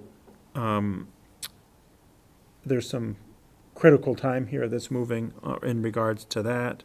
Again, a lot of what I said before was looking at that, some decision-making or threshold analysis, we're calling it, looking at certainly enrollment, financial modeling, which you've seen a piece of that already, as well as kind of looking at not only enrollments, but looking at staffing, looking at outcomes to students, et cetera, on recognizing that information into that. So that's the third area. And by no means am I saying I'm complete here. I'm just kind of outlining, again, for those of you who haven't heard it, you're hearing it again, and also for the public. And then 4 was to revitalize the district's strategic plan, starting with kind of an analysis of the current strengths, weaknesses, and opportunities, often what we refer to as a SWOT analysis, and develop a plan for additional phases of a strategic plan by December 31st of 18. The information gathered in the master planning and visioning process will form a starting point for the analysis. So what I've done, I do have other copies which I would like to be able to get to the couple board members that would be working with me, and also, be able to provide some directional and informational support to the other board members as we move along. So let me pause, take questions, and hear what you might like to do in addition. I think I Go ahead, Steve. volunteered, so I will. I wasn't really looking at I'll you. reaffirm my All volunteering right. to be one of the stuckies on Well, this then one. I'm going to give you one of the binders, the okay. 3 binders. Not that you want another binder, Steve, but Oh, this is where good. we can. A lot of we can space also- in here, a lot of room. Yeah. A lot of Yeah. opportunity to expand. And I'll reaffirm. Give it a week. Likewise, I will reaffirm my volunteering. Okay. Although I don't know if Martin's going to fist fight me for that opportunity, so we might want to just check with him before we sort of settle on who the 2 people will be. But yes, I would be happy to be one of those 2 people. Great. I guess I also had a specific question on task 1. We keep talking about the study that's going to be ongoing, and the portion of that was approved for this budget. I just wanted to sort of ask what else is sort of in the pipeline as far as that goes, because my understanding of this is it was deeper than, a stewardship issue, or a we need more space on this specific thing, that NEASC has identified, or it was more of a, it was a broader issue of, are we providing the programming that we want to, aspire to, and do we have the right facilities to do that? So it's almost like a parallel process, if you will, in my mind, that we would be sort of assessing what we're hoping for curriculum and other issues, and out of that saying these are the things that we would like to be able to do, and then this mechanical and structural study sort of tells us what the parameters are that we have to work within, or how expensive it would be to implement some of the things that would fall out of more of the review of the additions or changes to curriculum or programming. So I just didn't know if any of that is planned, or if that's something new that we weren't thinking. We just when we hear about task one, we keep hearing about this specifically, and I just didn't know if that was all we were talking about so far. Yep, good question. So in the earlier budgets that we put forward, we had money associated with also the kind of the analysis of the programming that we were wanting to also address at the same time. Mm-hmm. The rationale and reason from my perspective on why that came out Mm-hmm. and this stayed in there was in part connected to NEASC. Mm-hmm. NEASC is a much deeper dive that requires, outside resources to come in and talk about what are the kind of the critical elements in this period of time in education for high school. What is it that you need to be looking at? Where are you deficient? And I felt like this was a good compromise, that we would at the same time look at the structural systems coupled with the NEASC information that would allow us to then make some, next step decisions on how we best move forward. That said, we may find that we need to dig a little bit deeper after NEASC and say we need some additional information, therefore we need to allocate some resources, so we take some groups of folks and we study some different models on how high schools are deploying, educational opportunities in end spaces, et cetera. But at that point, we'll at least be able to, I think, have a much more of a conclusion on what we're looking for, and then be able to say, couple that with the kind of the structure mechanical, we don't just have to say, oh, that would be nice. Mm-hmm. We'll have, that would be nice, and we could do that, Mm-hmm. or we can't do that with kind of the system issues. So are you seeing, it seems like the deliverables from the NEAS self-study would need to be identified in here Yeah, could be. as a complement to the work that's being Mhm. done on the mechanical and structural Mhm. side. Yeah, again, it wasn't, that wasn't specifically part of the task one, but it certainly, from my perspective, connected. Part of the rationale for taking the 35,000 out of the budget was that we were going to be able to get some progress Through and NEASC. information through NEASC.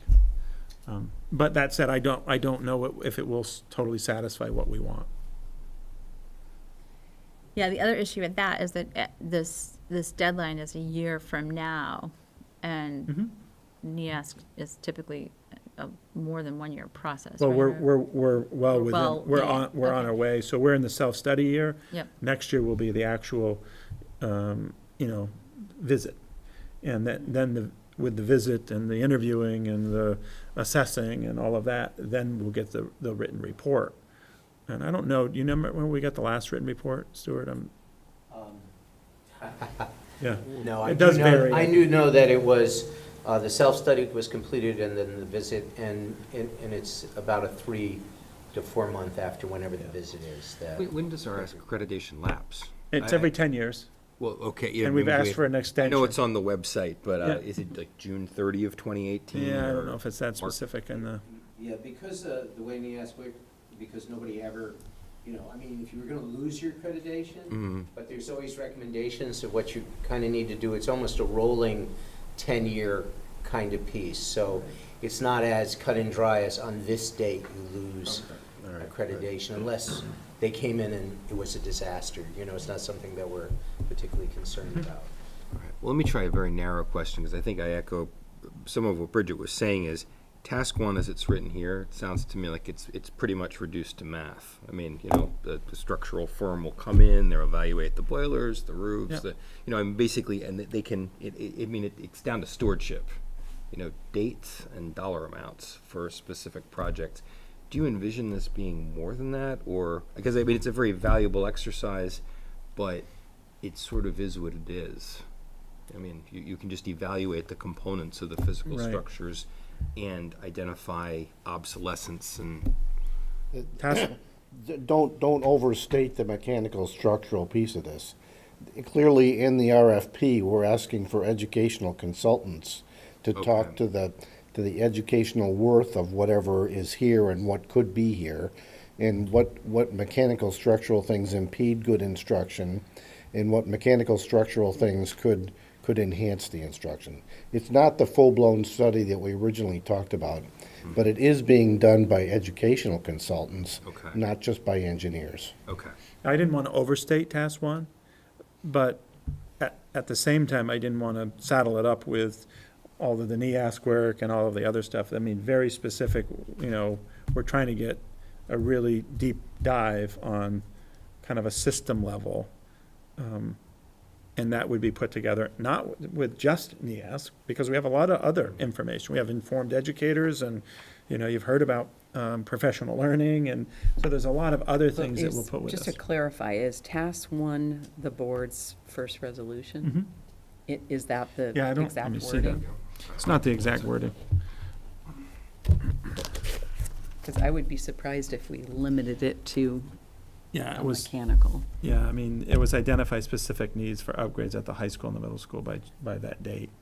And then, I've added some just Okay, yeah, feedback. that's not the board's description, though. I do think, to me, this first board resolution would fall short if it's limited to mechanical and structural study. So understanding the scope of the RFP that addresses what you just said, John, as well as maybe understanding the elements of the NEAS self-study that might offer information to inform I'm fine. this component would be, those seem to be running in parallel anyway, so that would be my perception of what would, because I'm fine with that. the needs for upgrades, from my recollection, wasn't limited to mechanical or structural. No, and I wanted to provide a little background for the two new board members. This really came out of, we talked about upgrades as it pertained to master planning and visioning, really being the things that we needed to achieve the vision, and to sort of bring us to the next phase of education in South Burlington. So it clearly wasn't meant to be, are we doing what we need to do on stewardship? No, Okay. Yeah. It was meant to be, the facilities and the structures were meant to support the educational goals, and the upgrades, in my mind, were very much driven by that and required a little bit more deeper dive into what we needed to support the curriculum. Do you anticipate that we'll have an opportunity to review, just look at the RFP and get a sense of what you're trying? Certainly can, that we've actually put it out. Okay. We put it out. I think we put it out? If it didn't go out today, it's supposed to go out tomorrow. Okay. Certainly can look at it if you like, yeah. Yeah, I just think that'll give a lot of context as to what you're trying to accomplish. If we can Yeah, I see- think it's important to not, and I'm trying to be somewhat specific in what we're trying to do to get the information. At the same time, none of this sits in and of itself alone, right, with the work that we're trying to do. Ideally, in the budget was also the kind of the deeper dive on the educational, looking at what are the needs and the upgrades that are needed on the kind of the educational delivery, what might be able to be done or provided to students in a different way, and how that would benefit them. But we've danced around a lot of our facility. We've gotten good information, but just like if you said, well, can we take these columns out? Well, the answer to that is No, you can't, you know? That's what I think the answer will be. But how would you divide this room up differently? How would you create different spaces? What would you have to do for electrical? What would you have to do for, you know, heating, et cetera? So it's my hope that we are able to have that solidified that will then complement everything we do that might be NEASC or other next steps. I guess I just want clarity on, I understand what you're saying, but what precedes that conversation in my mind is the rationale for why would you want to divide the room up? What's the benefit to Sure, learning? but. And if it's to create, if the overall umbrella is we need to create, you know, 4 maker spaces at some level, and this is the space that's available, and then the study is sort of, here are the possibilities, or here are the limitations to current mechanical and structural. I don't know if you're And I thinking think- of it exactly that way, but No. there's sort of a why before there's, Sure. because absent the why you would want to do something, or the rationale for that, then it seems like some of this analysis would be a little undirected. We Or know. barring major Right. things like cables that run under the ground or Right. something, yeah, Right. which I think we've. We had know before. from the past that we have shortcomings in the way in which we're delivering. We know we have limitations in the current facilities that we have. They've been identified that way. And so we know that there's a need to address that. However, the opportunity to, so the why is, we know there's some things that we would like to do differently. But before we go too far down that, we should know, like, what is the limitation? Because the first thing you'd like to know is that, you know what? You can't really do anything different with the building. You know, you can build onto it, beside it, but you can't go up because of the way it's done. You can't do anything more to the air handling system or the heating, you know, so there's your answer. So don't spend a lot more time trying to talk about dividing up classrooms or doing X, Y, and Z, because it's not going to be cost prohibitive for you to do that. Or, hey, you can go up.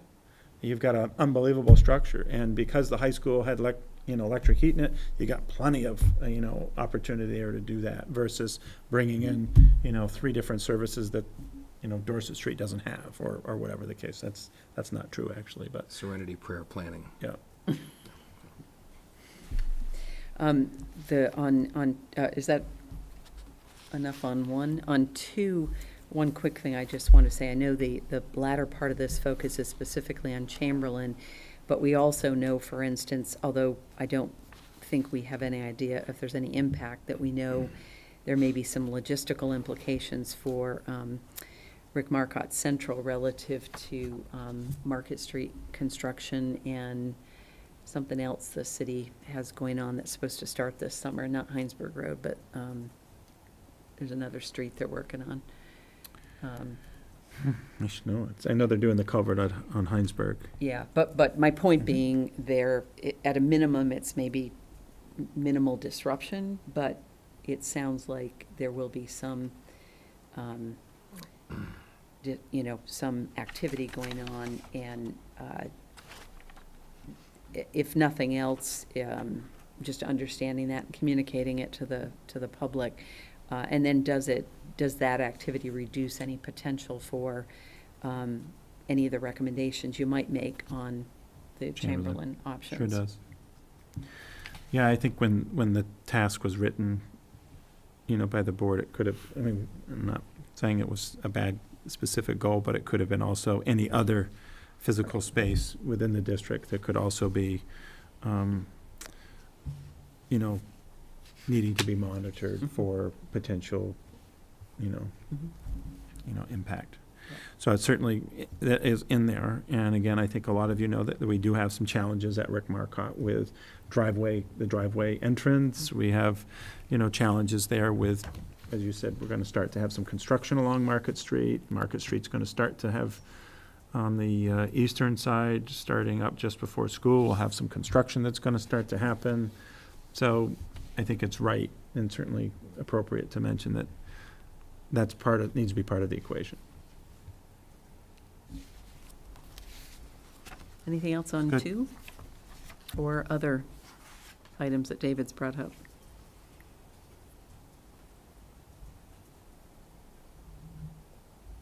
Anything from the public? All right, it sounds like you have a Yep. subcommittee, and Right. So I'll get you a booklet, Bridget, Okay. and I'll set up some time to, just talk a little bit more about and seek some additional information from you. Thanks. good. We'll move on to agenda item 10, policy review. This is a first reading of 2.10, curriculum development and review. Right, and so this is where we've made a slight change. Find it.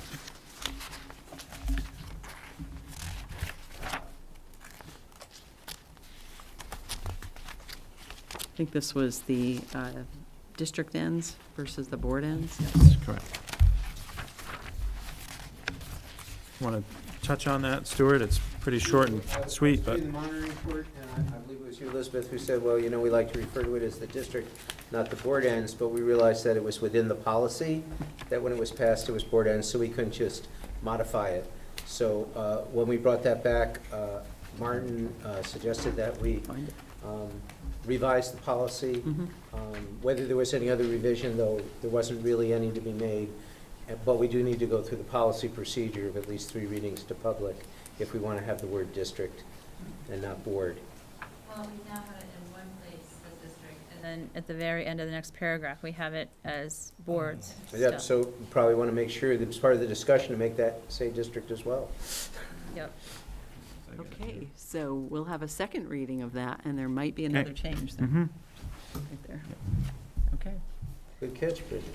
Any other comments or questions?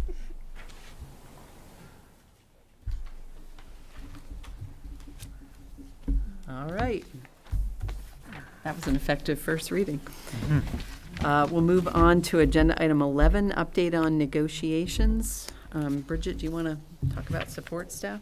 Sure, I'll talk about support staff first. So we had a sort of extended meeting with the support staff union on the 12th, which was about a week and a half ago, Monday the 12th, to really work on salary and healthcare, which are the 2 major outstanding items. We have one other small one, but those are the 2 main ones. Lots of proposals went back and forth. It was a very active, open negotiation session. And basically we ran out of time. We were there for hours and we kept working on it and we were working, toward agreement, but it really got to be quite late and we both sides, I think, got to the point where we needed to go back to our teams and sort of reevaluate, just exactly where we wanted to end up. So I have done that with our team. The monkey wrench a little bit is that Montpelier then today has a new proposal for how they want us to negotiate with regard to healthcare specifically and how savings would be captured from districts that come out of negotiations. And that proposal includes, opening up contracts if they're already closed with regard to healthcare, or if you haven't, as we haven't signed contracts yet, trying to fit in these new guidelines, which may or may not be passed tomorrow. Because it looks like it was a group, a bipartisan group that kind of brought the plan forward. It looks like it would be highly likely to pass tomorrow. And so there may be a need for us. Our next meeting is scheduled with the support staff for Monday.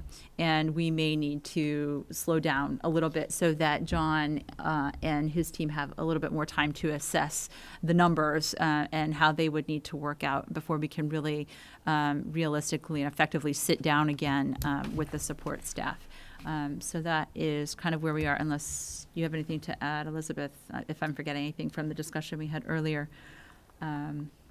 I think that's kind of where we are. No, I think relative to what was proposed in the legislature today, we're really just trying to absorb that and the impact. Some of the highlights are a recommendation that contracts not go out beyond 2 years, that there would be a formula applied to districts and SUs based on current healthcare spending that would sort of assign a targeted savings number that would be a reduction in funding from the ed fund to districts and SUs. And so if contracts were already settled, the expectation I'm understanding from some of this so far is that the savings would have to be secured elsewhere in an operating budget. There's some benchmarking that goes on within some of the plans, and beyond that, there's a lot to understand. It just came out. It's not approved yet at this point, but as Bridget said, I think there's an expectation it'll be voted on tomorrow, so it's a lot to absorb. And the formula, I think, is, it looks like the AOE and the Joint Fiscal Office are, would be the ones that would model the formula by district and SU. But there's a target at the state level of savings of about 13 million, I believe. I don't see the total here. And it would be both in FY18 and FY19. That's what we know so far on that. Do you want me to give the update on teachers too? or are you gonna Actually, do that? I think I can give that. Okay. I assume you and Martin shared that fact-finding occurred on June 6th? Yes, we because you did met after share that, and we sort of outlined a little bit that, what the process would be once the fact-finding was finished, so. Yeah, and I think beyond that, the board's extended, in anticipation of receiving the fact-finding report sometime following the July 4th holiday. If you look at the week of the 10th, I know the board's extended an invitation to the SBA's negotiating team to meet sometime the week of July 17th, which would be within that 10-day kind of quiet period post-issuance of the report. So hopefully we'll get a date secured soon, and that would be the next step. Any other comments or questions from the board? From the public?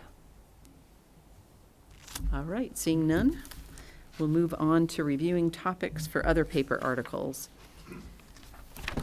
Do we have a sheet on that? Nope. There is at our place. I there stand was corrected, one. it is in your Yeah, packet. yeah, when we sat down. Yeah, I know we already deviated from this schedule, in that, there is gonna be an article It's, submitted probably from by the your board side, Steve. tomorrow on an update on, negotiations with specifics around probably what was covered, at the last board meeting that I wasn't able to attend, on sort of what the next steps are after fact-finding. So that will be published, in next week's other paper. And then we had talked about the potential to offset the article that would run in the, wait, this one is, we're submitting tomorrow for, hold on, we're submitting tomorrow for next week. What's that date, July? I'll give it to you. Next week would be June 29th, or June 29th would be the Thursday. Yep, 29. Okay, so the one on the 29th will be an update, kind of post-fact-finding. And then, I think they're off the week of the 4th. I think that was the feedback. Mhm. Actually, I should ask Corey, off the week of the 4th. And so the next publication, for the next board publication, it would be in the 8-3 issue. Yes. Okay, so, right now, the schedule shows Steve on summer homework and followed by education spending. But one of the things we had talked about, and it might be particularly topical based on what the legislature may do tomorrow, would be an update on legislative activity and healthcare plans. So I don't know if the board's in agreement, but I'd probably suggest we shift the summer homework one. That one was a Placeholder, all right. We have something more topical, I don't. How do you feel about doing the legislative update? Yeah, I'm Yeah. happy to do that. Be an educational. Okay. So legislative update. And I think it'll be an emphasis on the healthcare action that may be taken tomorrow. Got it. You don't think Martin will be jealous? He'll be really His upset. proxy is speaking for him, no.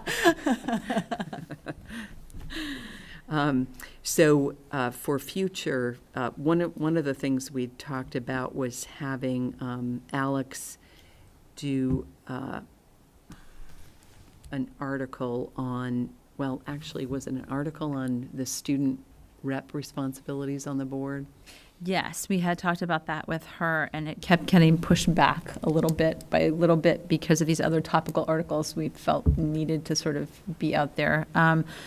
And she's been very open and willing. She is going to be away at the very start of the school year because she's part of Big Picture. She's got a little bit more flexibility. She's going to be, I think, in Australia. But she did say she was willing to work on this from wherever she was, or try to, do it earlier in this summer to have it ready to submit. But we just need to let her know if and when we're ready to do it. Well, David, from your standpoint, from a student recruiting issue, so that we get visibility to any students who might be interested in applying for the open board role, would it be better to be in the early September Yes. issue or the early October issue? It would be great in that September issue. And I think then that could be communicated, amongst the students, and they're looking at So we could be opportunities. looking at Yeah. getting applications in Mhm. that September timeframe and maybe selecting somebody in the October. Yeah, and the time. worry about October is then we're getting into November, Budget, then yeah. December, then it's So, Alex, can we shift the other Alex to the September one then? Hmm. And Alex McHenry will move. So then the question is, what would be topical, or can we anticipate for maybe the next couple of issues? Early October and early November. And right off the bat, I might have a suggestion. We're going to start budget again in October, correct? Yep. I think we have that will definitely start it. We have some reach out things we wanted to do with some of our groups that wanted to communicate, want to connect. I'd like to So, reach out to business I'm association. wondering, Alex, if you would be interested in that October 5th issue, really kind of talking about community engagement and the school budget at that time frame. That might be a good opportunity to make sure people know what the rollout is of the Budget, early budgeting process. And when would you look to have the Citizens Budget Advisory Group together? Well, we usually work starting right in that time frame. You usually start identifying and putting out feelers for people who want to be part of it during that first October period. So maybe the article could actually include Yeah. that there'll be some If there's interest, solicitation. that's yeah. right. It's always good to downplay the number of meetings that required, say like there'll be a couple and, no. We did teasing that on with Steve and Alex. Right. That's not that much. Successfully, I might add. Any ideas on the 11-2 issue then? I'd sign up for one of the state and, again, it's kind of a self-learning exercise, the state and federal policies. Mhm. But that might be kind of a snoozer, so. I'm sorry, I didn't even drop down to the topics. the Okay. 11. Well, why don't we put your initials by that, and then we'll see Sure. if we can fit it in. I think it's heavily weighted in budget, you're in the budget Mhm. throes of conversations and a lot going on there. So Sign up budget for that either. reflections and CIP and. It might be relevant to consider the Social media. the big areas that we've received feedback on the budget that might require some further deep dive prior to finalizing a budget. And the ones that come to mind for me would be special ed, Yeah. tuition students,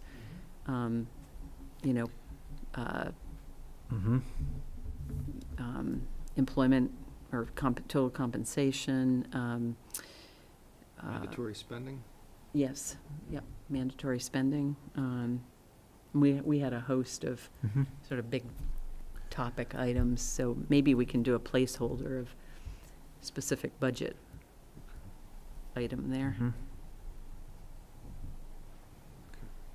A topical one for, I think, might be, and it's not an urgent one, but one that generated a lot of interest last year was the no homework policy at Orchard, and sort of what the follow-up has been after having had a year of that, and whether something like that might be rolled out to other schools.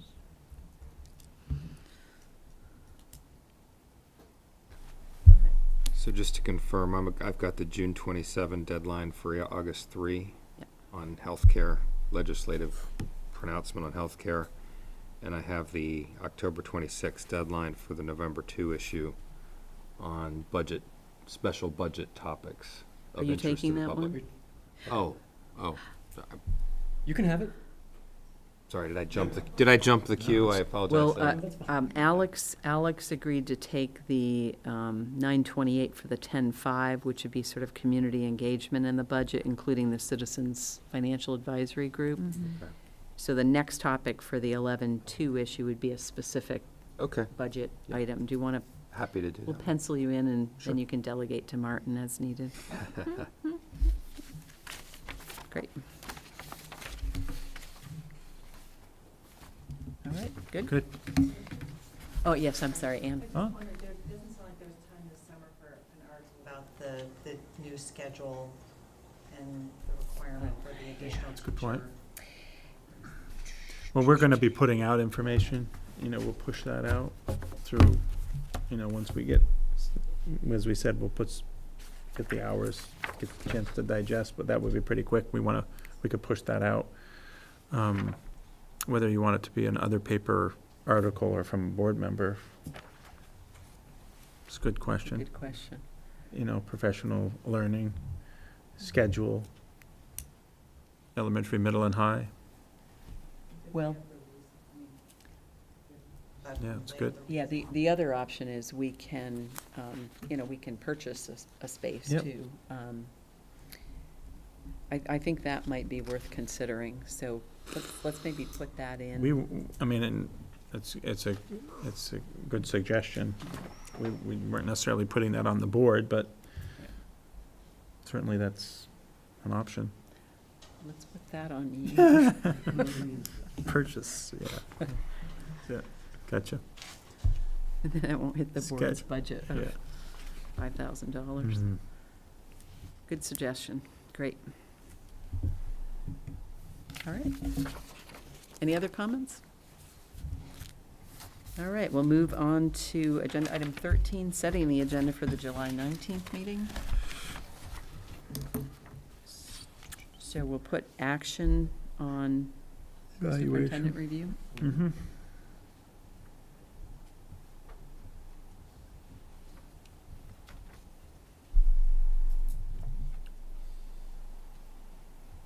Anything else? Well, given that we've got about 5 months' worth of other paper articles, do we need to talk about it at the next meeting? We can probably take that off. Boy, he's taken on Diane's. Yep, that's good. She'd be proud. Take stuff off.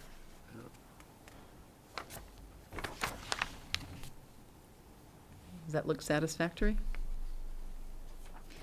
What we have, I'm just looking, is the second reading of this policy that we just pushed Oh, yeah, forward. 2.10, we'll need a Yeah, second reading. We'll need a second reading.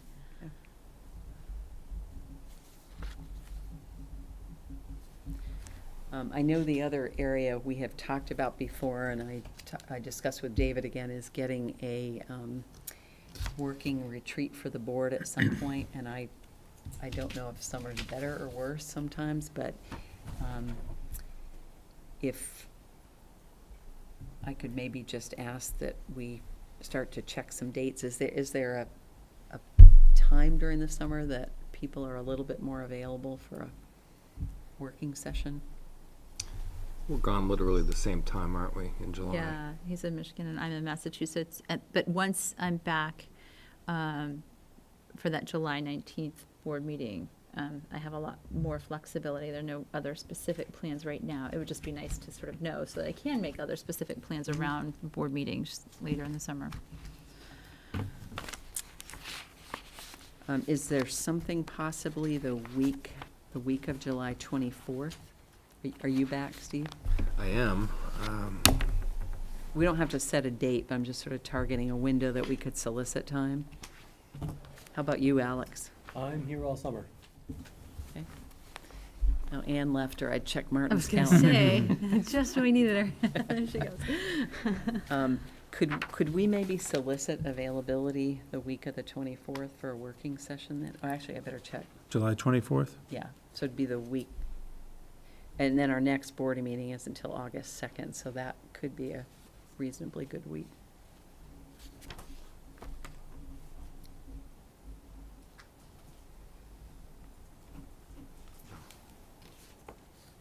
I am not here. One date that I'm not here is on August 16th. Okay, do you want to move that meeting? We could, but we could also, it can run. It's the only conflict I have. Does anybody else have a conflict August 16th? Week of the 24th looks good, just. So if we could get a solicitation for board availability, maybe a couple of days, the week of the 24th. And then, Hours on that would be kind of our typical 5 to yeah, maybe 5 to 8. 8 or 8:30. Okay. And then it sounds like we would keep the meeting on the 16th. We'll make a lot of Look at it. decisions in your That's right. absence. And look at the agenda there a little bit. Okay. Okay. All right. So we'll move on to future agenda items.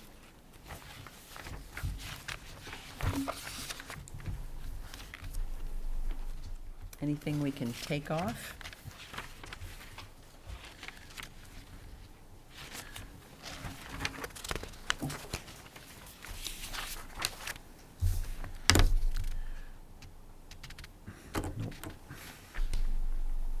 All right.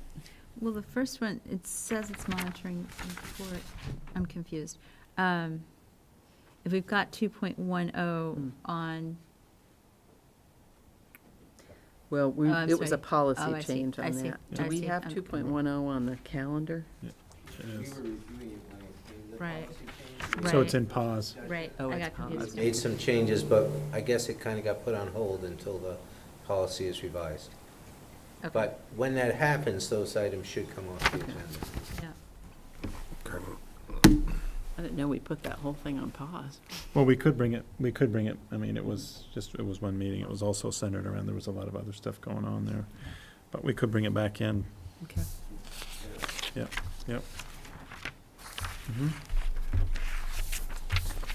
All right, you can look at adding that Yep. back at some point.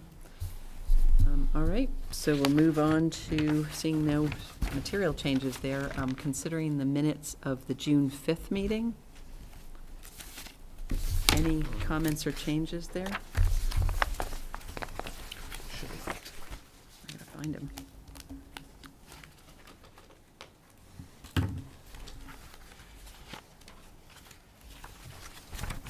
You don't have those handy, do you? I do some. 19. I'm sorry? I think they're in back of the letters, In the back of, the letters, they're in back of the letters. oh, okay. Yeah, June 5th, you weren't There there you go. though, right? Because that was, I was not at that meeting. it has you as I've present, got them here, yeah. but it was the four of us, because that was the meeting about the budget. Yes, so that would be, I should come off of that? Yeah. Yep. Okay, any changes to that?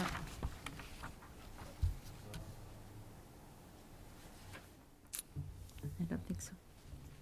Okay, Kind of a silly thing, I think. I'm sorry, are we on? June 9. okay, let's hold on June that. 5, I mean. So, I don't have any with more. that change of me being present, the June 5th meetings are approved. So the June 6th meeting is next, and that was a working session. Mm-hmm. Okay. It's fine. That was fact finding, so that's approved. The next one is the June 7th meeting. which is a regular board meeting. Is that one, you had something on that, Steve? Silly little It's thing. all At right. the bottom of page 3, I think that Ira's name is Lobel. Oh, yeah, yeah. Mm-hmm. And I didn't see if he occurred somewhere else in the minutes.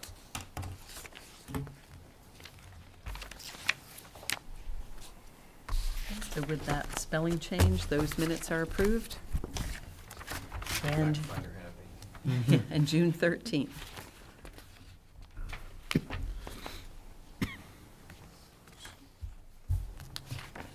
Any changes?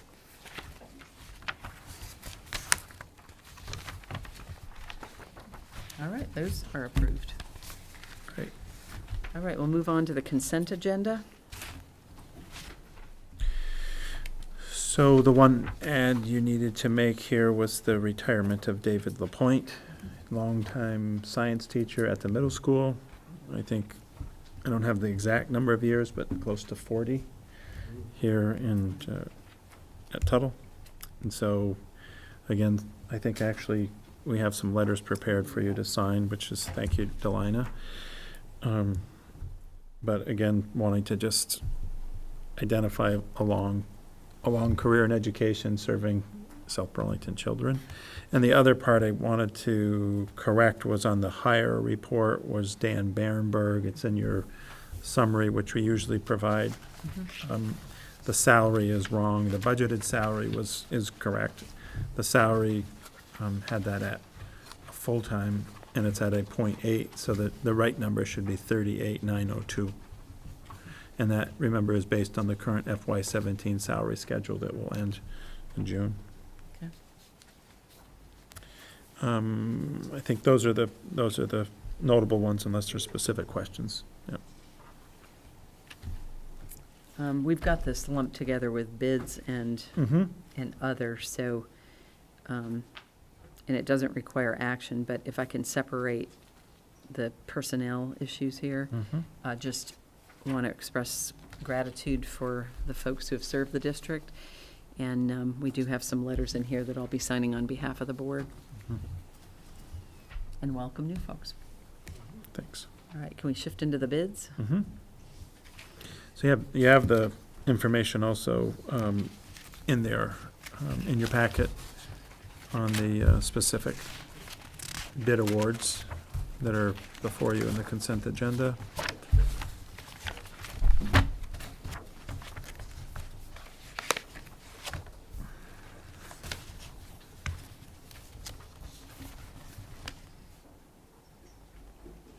Any comments on any of these?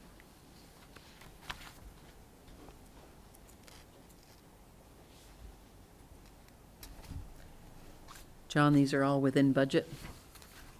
Yes, and we put several of them off till the budget passed, just to be sure. So that's why you have as many of them as you do tonight.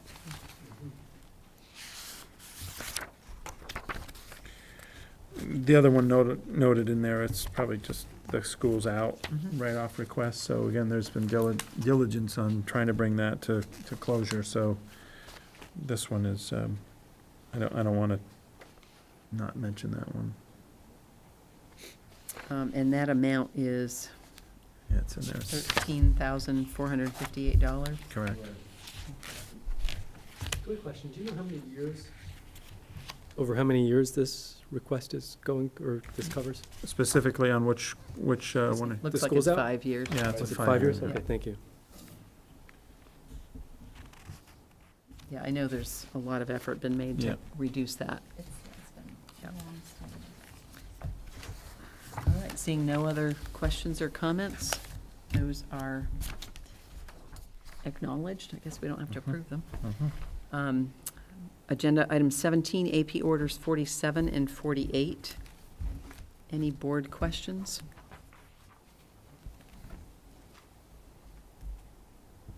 All right, and then we do have one AP order check to the Howard Center to approve in the amount of, on agenda item 18, at the amount of $144,314.41.